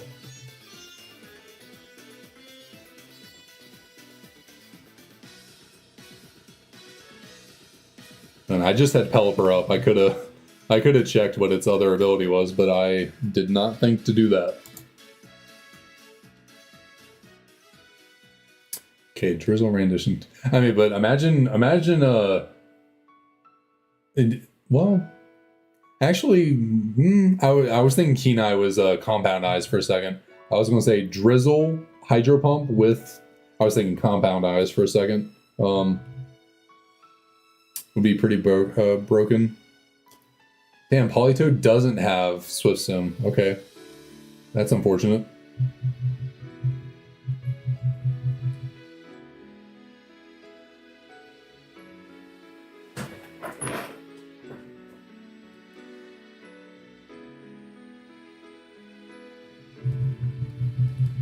You think they'll announce Generation 10 soon? I feel like they're not going to announce Gen 10 until... Let's see, because what, Legends EA isn't coming out till next year. I don't know. I could honestly see them not announcing Generation 10 until like after Legends EA. I mean, that feels like a long time, but I could see it. Because I feel like they wouldn't want to... I don't think they're going to want to, overshadow Legends ZA by announcing Gen 10 quite yet.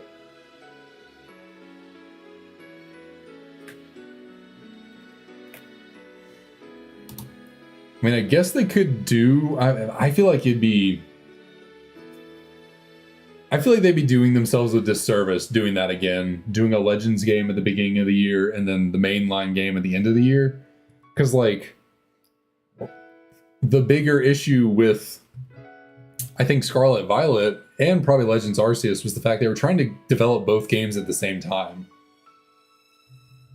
So I feel like they'd be doing themselves another disservice by trying to release both within like such a short time of each other.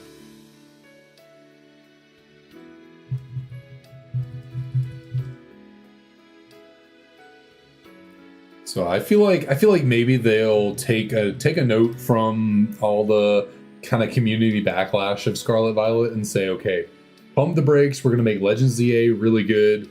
Focus on that, and then once we're through with, once that's settled, then Generation 10 is the focus. Plus, like, Generation 10 is going to be a big deal. I mean, it's the 10th generation of Pokemon. They got to do it right. They got to do it well. They don't want the 10th generation to, receive negative publicity like Gen 9 had for, kind of feeling rushed.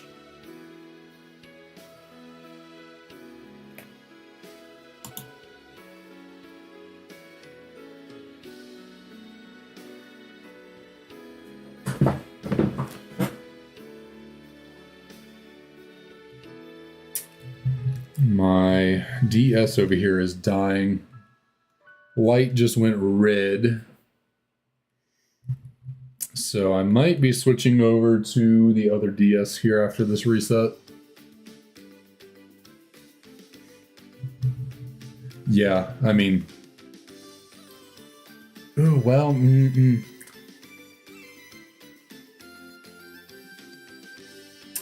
No, Pokemon is 28 years old.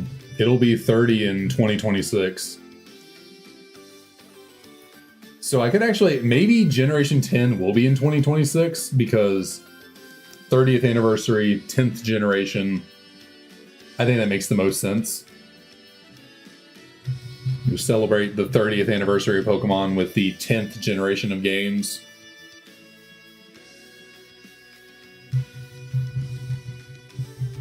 Yeah, Pokemon is older than me by about a month. Actually, no, I think it's... No, Pokemon's older than me by like 2.5 weeks, actually.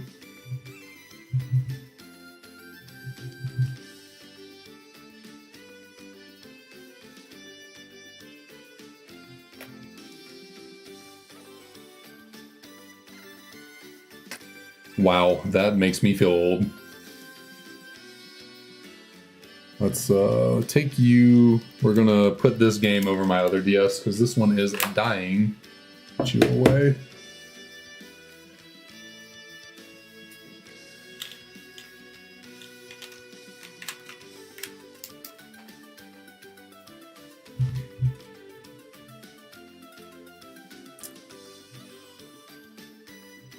Wait, you turn 18 in 7 years? Is that what you're saying? Or 30 years? Or you turn 30 in 7 years?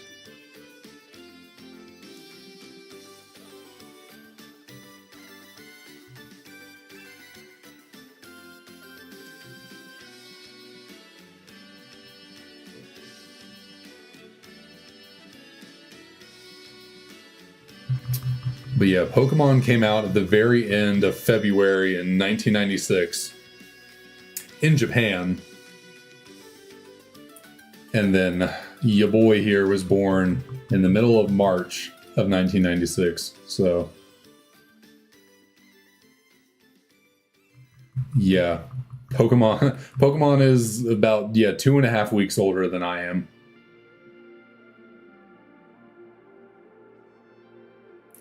So Pokemon and I will be celebrating our 30th birthday almost together. We're very close, but not quite the exact same. So I'll be celebrating my 30th birthday with Pokemon being 30. So, yay.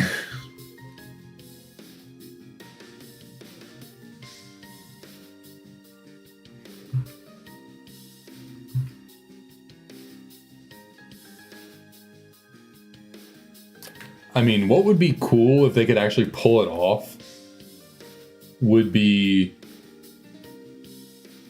releasing Legends ZA at the beginning of the year next year. So release Legends ZA in January or February of 2025. And then release the 10th generation on Pokemon's 30th anniversary. I don't know if they could pull it off. I don't know if they want to release the mainline game in early year. I think they typically like to release it towards the holidays. November timeframe. But I think it'd be pretty cool if the 10th generation of Pokemon came out on Pokemon's 30th birthday. I think that'd be pretty sweet.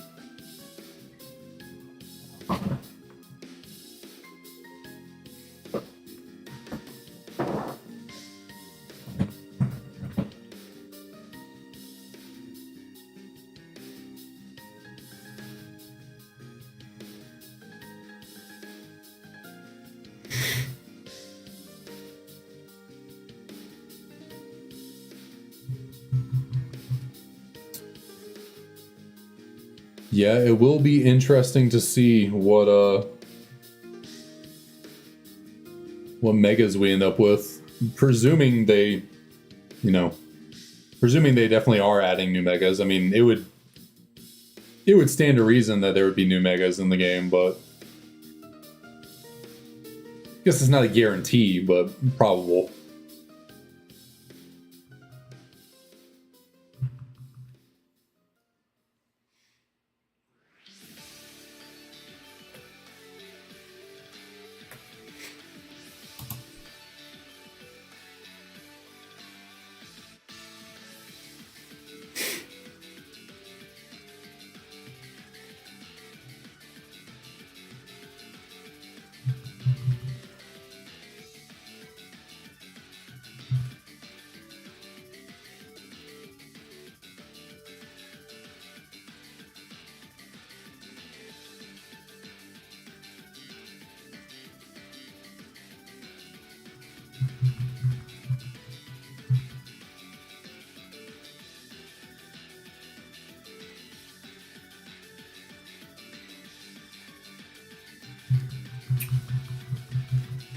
Yeah, I mean, I don't know. I guess it makes sense to me that they didn't do megas for the Kalos starters.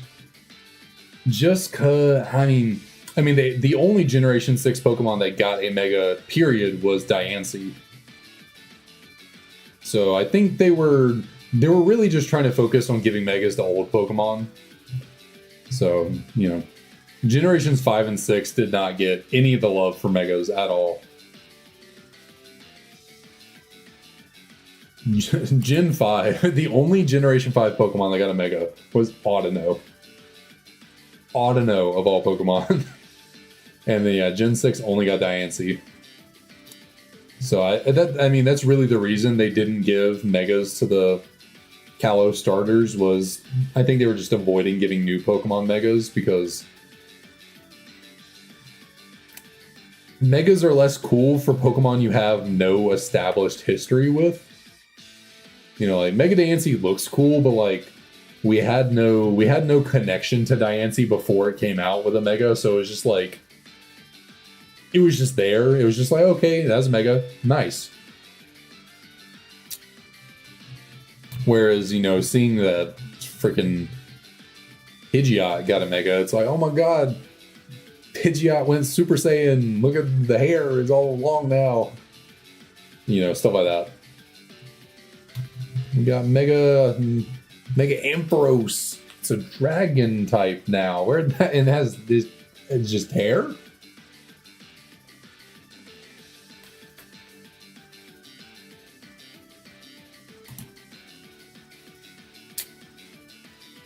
Yeah, it was and then. Yeah, Mega Audino losing Regenerator when it megas is quite tragic.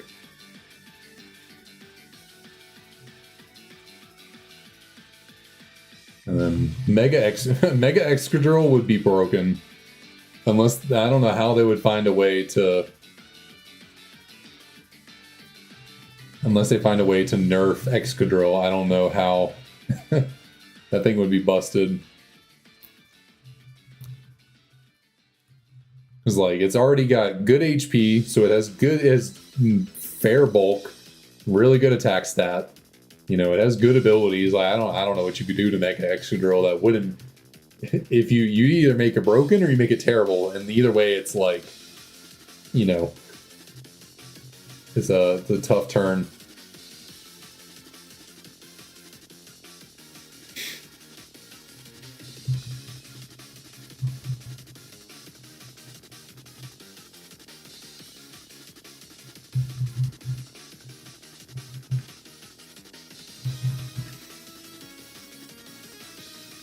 Yeah, definitely. I think we need. I think it's high time we get a real dragon fairy type, like a legit dragon fairy that is established and actually hangs around.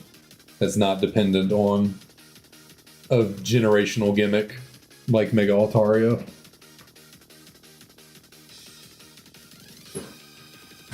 Because a dragon being immune to other dragons is quite the ability, you know, quite the setup ability, capability. I don't know what word I'm looking for there.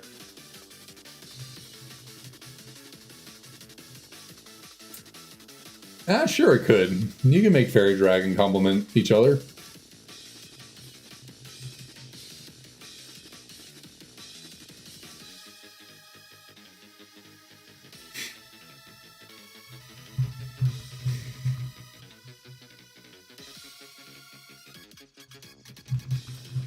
I mean, for Mega Excadrill, they could just follow the Garchomp line of thinking. Make it slower, and instead of Sand Rush, give it Sand Force. There you go. Boom. Oh, I didn't even read that message, but yeah, that's what I was just thinking. Like, just make it another Garchomp. Make it slower, take away its speed boosting ability, but make it powerful. Then, you know, that's the way you give it a Mega without making it broken. Probably make it worse, honestly. Well, I mean, like, instead of Mega Excadrill having Sand Rush, just make it locked at having Sand Force.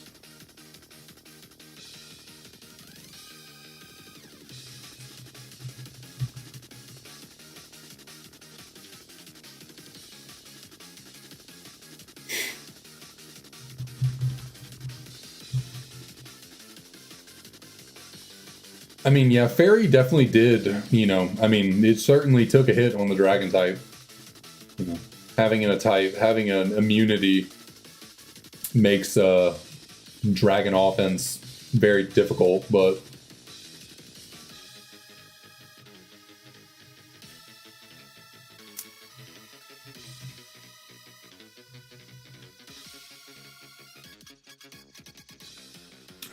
I think Dragons can still be first, and it's still a solid typing. I mean,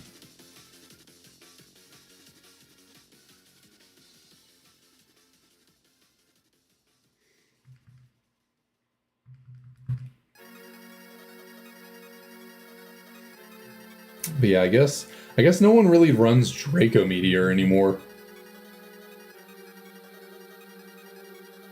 And then Outrage is kind of inconsistent, so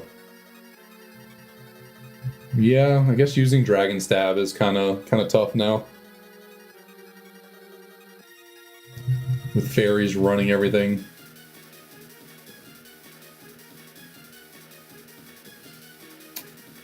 Yeah, that's probably a reason, probably the reason they haven't made a fairy ground type yet.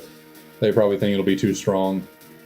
But I mean, they've given us what, 3 fairy steel types. To be fair, Mawile and Klefki are not broken by being fairy steel types. I mean, Mega Mawile, yes, but regular Mawile, no. Zacian's broken because it was Zacian, and you know its ability and stats were crazy. But it's still the best typing in the game so far, Fairy Steel.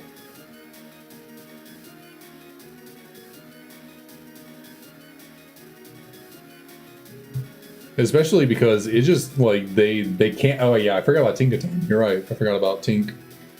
Also not a broken Pokemon either, so... I guess Fairy Steel is really just a great typing when given to the right Pokemon. Forgot about Tink. And I forgot about Magearna. Goodness. I forgot. Oh, wow. Magearna is a solid Pokemon, so... You know, that is another case of the typing being really good. I forgot about Magearna. I forgot that thing existed.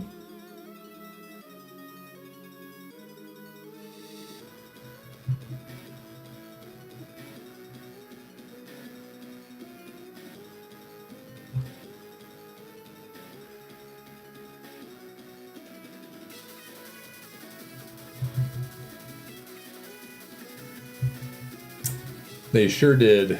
Did I watch it? Nope. I haven't watched a Pokemon movie in a long time.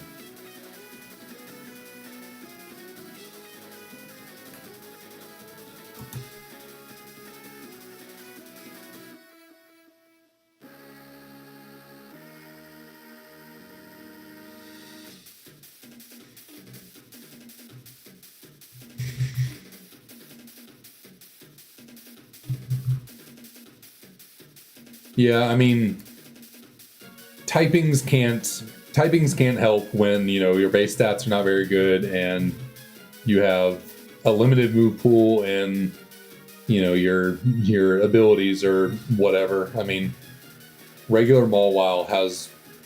Shoot, what does regular Mawile even have as an ability? Sheer Force? Does Mawile have Sheer Force? God, I cannot. I think Hyper Cutter is one of them, right? Hyper Cutter and Intimidate? Those are its two abilities? Does it have any more? Does it have Sheer Force? I can't remember. I don't think so. I can think of Hyper Cutter and Intimidate. Outside of that, I'm blanking. Oh, snap, I was right. Okay. Those were the three. Hyper Cutter, Intimidate, and Sheer Force.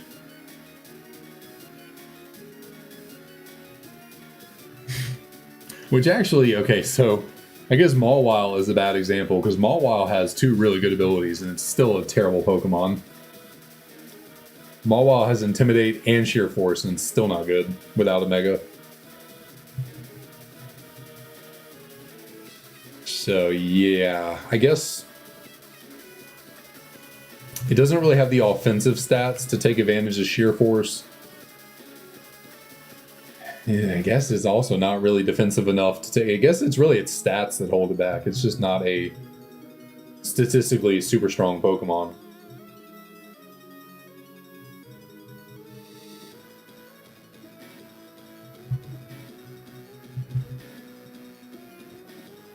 I mean, clearly it has a pretty solid offensive moveset. You know, Mega Mawile had to have moves to take advantage of to be such a powerhouse, but regular Mawile is not using them to the same effect. But you know, that's what happens when you lose huge power, one of the best abilities in the game. You're not going to be quite as good.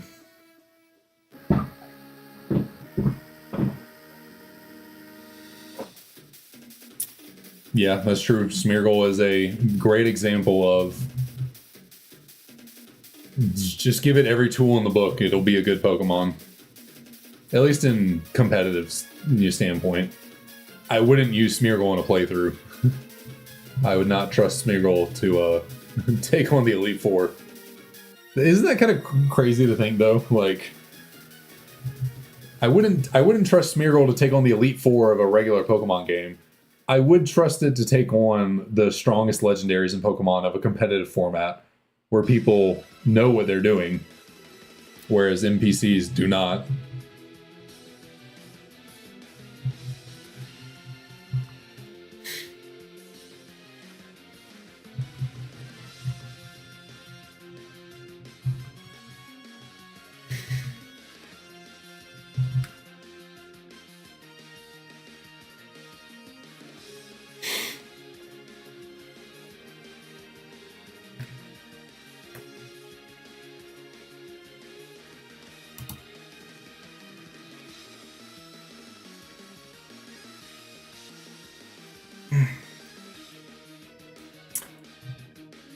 Moody is such an interesting ability. Like, who came up with that? Who was pitching ideas for Pokemon, and they're like, you know what? We should have an ability that just increases your stats really high with minimal drawback. Because I mean, the decreases are only one stage, where the boosts are two stage. So I mean, really, you can boost your attack by 2 one turn, lose your speed by 1 on the same. But then next turn, your speed could just go up to +1 if you get a speed boost. And then you know, you lose special, like, yeah, I don't know who came. I mean, there's a reason why only bad Pokemon have Moody, so they at least understood that it is broken, so you can only give it to, you know, the worst Pokemon out there. Because what? Only Smeargle, Bibarel, and Octillery have Moody? Is there anyone I'm missing in that? Smeargle, Bibarel, and Octillery. Does anyone else have Moody?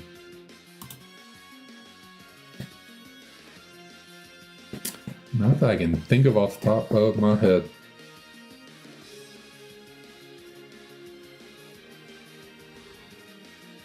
Glalie also gets Moody. Anyone else, though?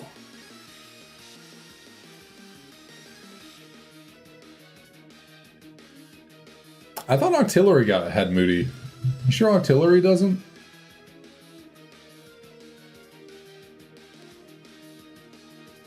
What am I thinking of?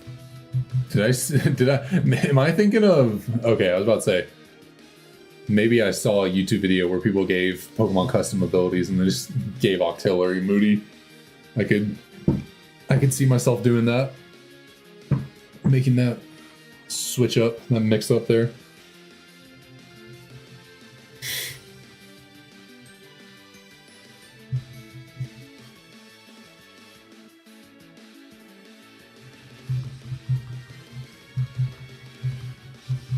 Oh, that's right. I forgot Scovillain got Moody.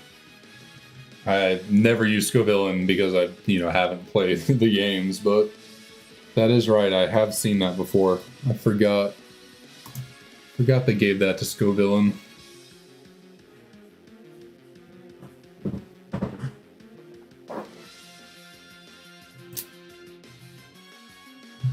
How interesting.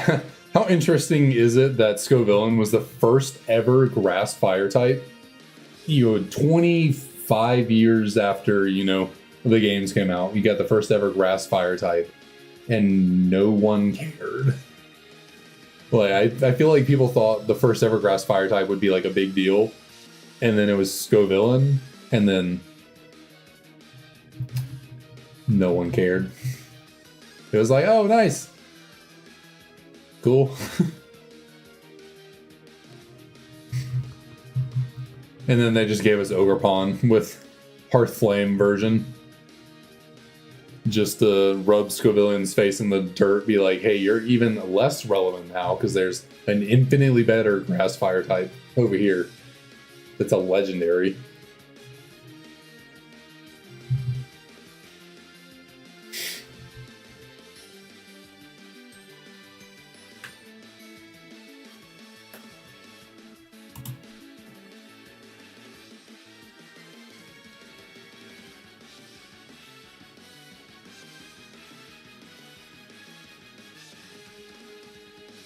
Oh, man.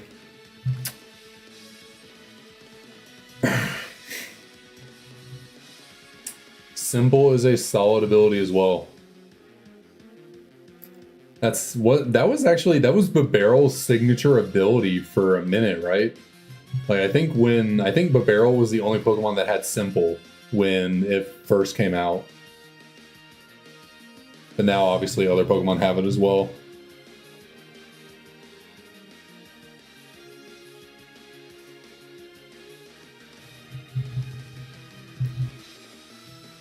Good old Swoobat out here with simple Calm Minds. Honestly, pretty surprising that Swoobat isn't a more useful Pokemon. With simple being a thing.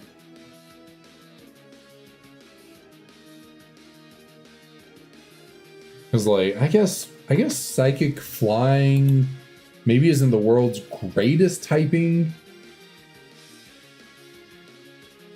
Protech, what's up? What's up? How's it going? Yeah, I guess we're doing pretty good today. We're doing pretty good. This has been a good stream.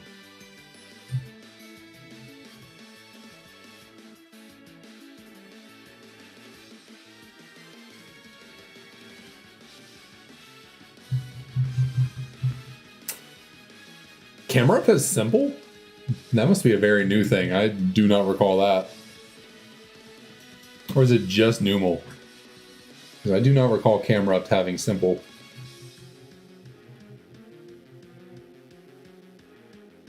Yeah, well, also, the stats of a legendary plus multi-scale as an ability. Okay, just Numal. But yeah, that definitely will do it for you. Having 670 base stat total and an ability that cuts the damage of the first move you take at full health in half. But then, like, all the other psychic flying types have never been much of anything. Yeah. Xatu, nothing. Sigalith, Swoobat, nothing. What are psychic flying types are out there?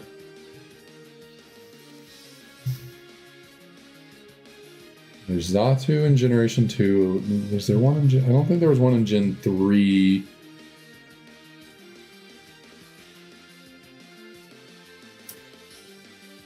Wow, I did not realize Audino got simple.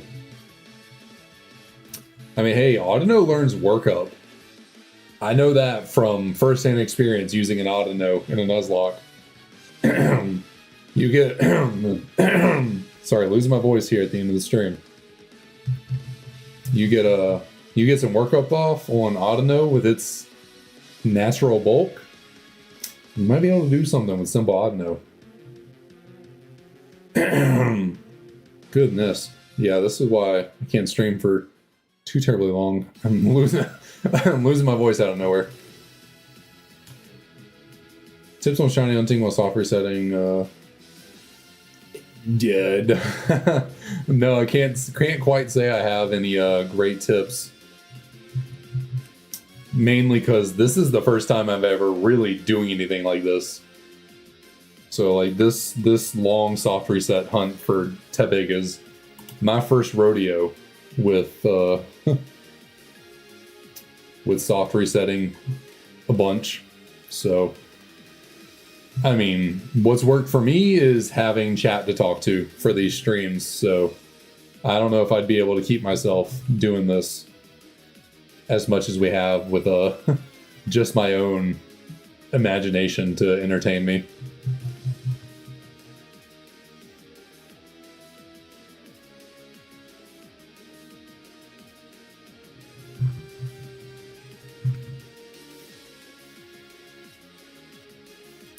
So I guess maybe that would be the best advice, is find something to entertain you while you soft reset. You know, watch a movie, watch a YouTube stream or video or Twitch or, you know, something like that. Probably the best advice, because soft resetting can eventually get a little mind-numbing, a little boring. But if you have something to keep you occupied in the meantime, not too bad.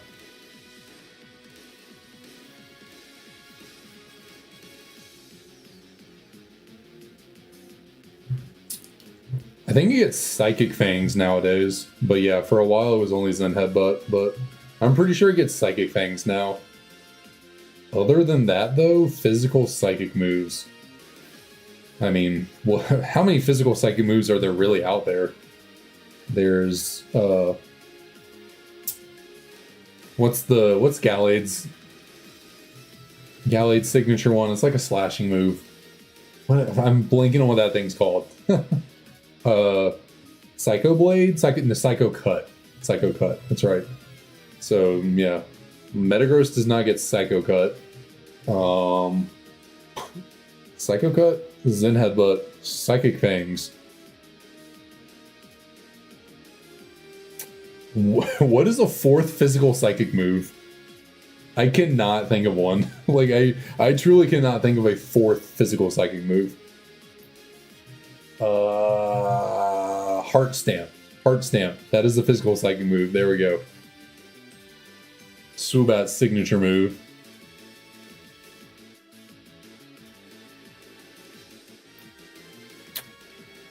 I don't know if any other Pokemon gets Heart Stamp other than Swoobat. Nothing I can think of. Did Veluza get any signature psychic moves for it? I don't think. What, it has Fillet Away. That's a signature move, but I don't think it's psychic. Love Disc also gets Heart Stamp. Okay. Oh, Psyshock? I guess that I don't. That doesn't really count. I mean, it's a special move that uses your special attack. It just targets this physical defense. So I guess you can kind of lump Psyshock in there. And Psystrike also does the same thing. I think Mewtwo's signature ability. I think it also, or signature move, I should say. I think it also does that. Psystrike.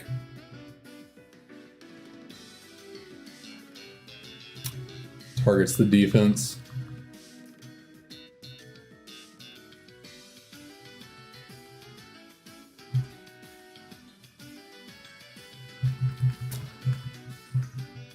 Pikachu gets Heart Stamp.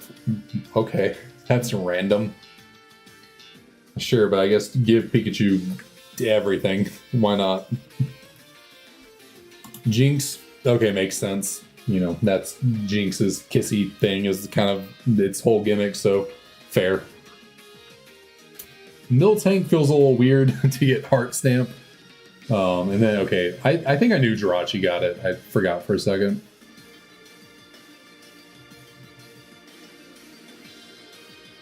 Which Heart Stamp has this secondary effect of flinching, right? So is it better than Zen Headbutt for Jirachi, or is Zen Headbutt better? I don't think Heart Stamp can miss, but I feel like Zen Headbutt has a better flinch chance.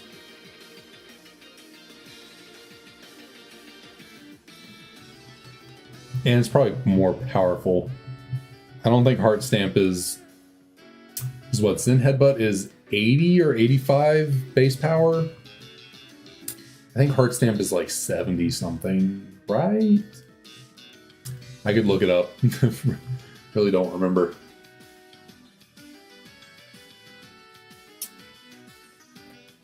Some of those finer details do elude me. But we are getting very, obviously 5 away, very close to 3,500 encounters.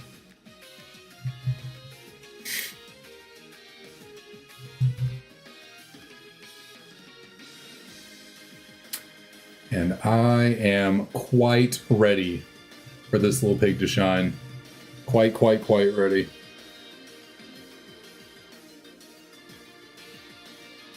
Really?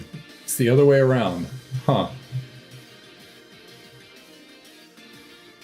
I guess what am I getting? I guess I think Headbutt is also only 20% chance to flinch, right? What am I think? Something's 30% chance to flinch. Is it Bite?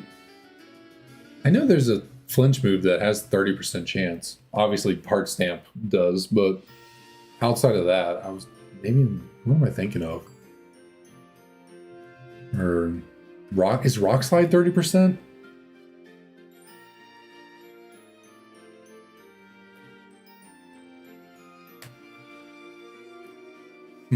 Maybe Zen Headbutt feels like more likely to flinch because Jirachi.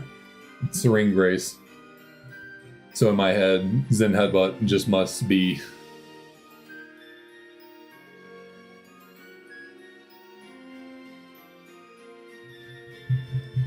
I guess it's just the flinch chance.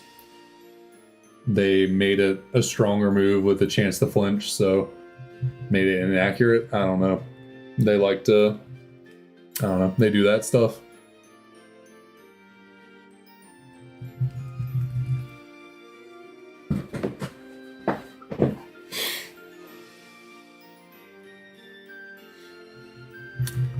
It's like a, obviously Earthquake, 100 base power, 100 accuracy,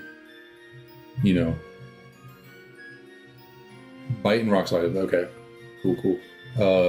You know, earthquake 100 power, 100% accuracy. Really good, you know, great move. One of the best moves, most consistent moves out there because of its power and accuracy. And then you give what, Mudsdale and some other Pokemon. Well, I guess it's not just Mudsdale, but other Pokemon get high horsepower. It's not a spread move. It's not as strong as Earthquake, but it can miss? What's up with that? You know, I think high horsepower is 95 power and 95 accuracy. Why does Earthquake get to be 100 and then you give high horsepower? I mean, I guess technically high horsepower does more damage single target in a multi-battle because Earthquake's damage is spread out. But like in a single battle, Earthquake is just vastly superior.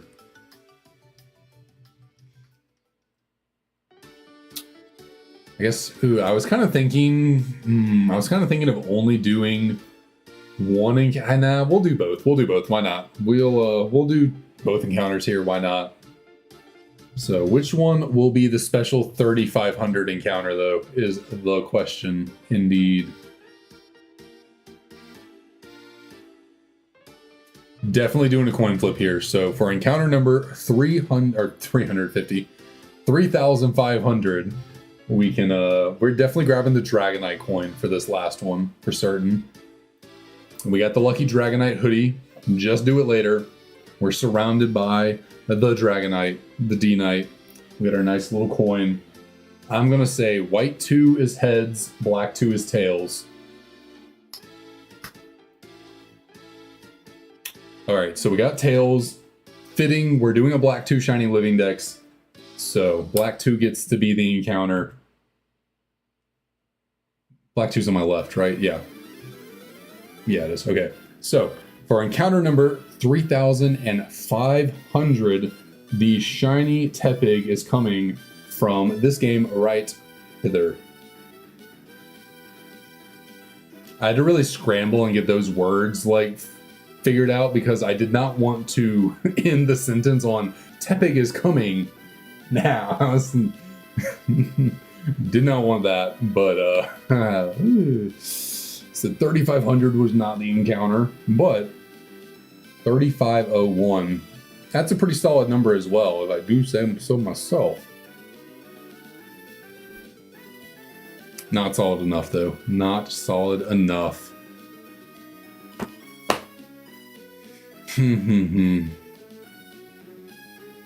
What if it's on the other DS? Shit, you're not wrong.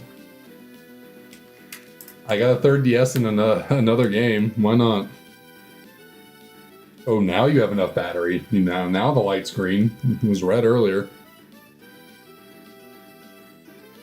Well, let us see. Let's. We are now on 1305 or 3501. Where am I going? Where am I going with that?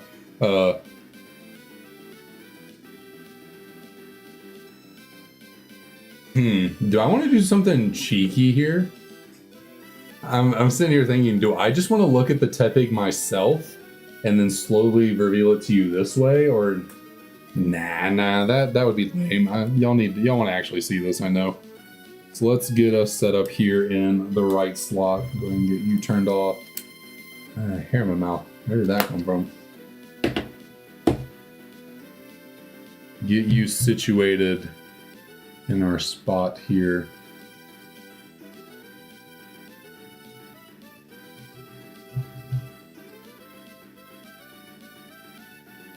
So, last chance for the day.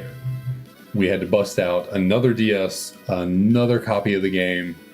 Can we finally get a shiny Tepig after 3,502 encounters?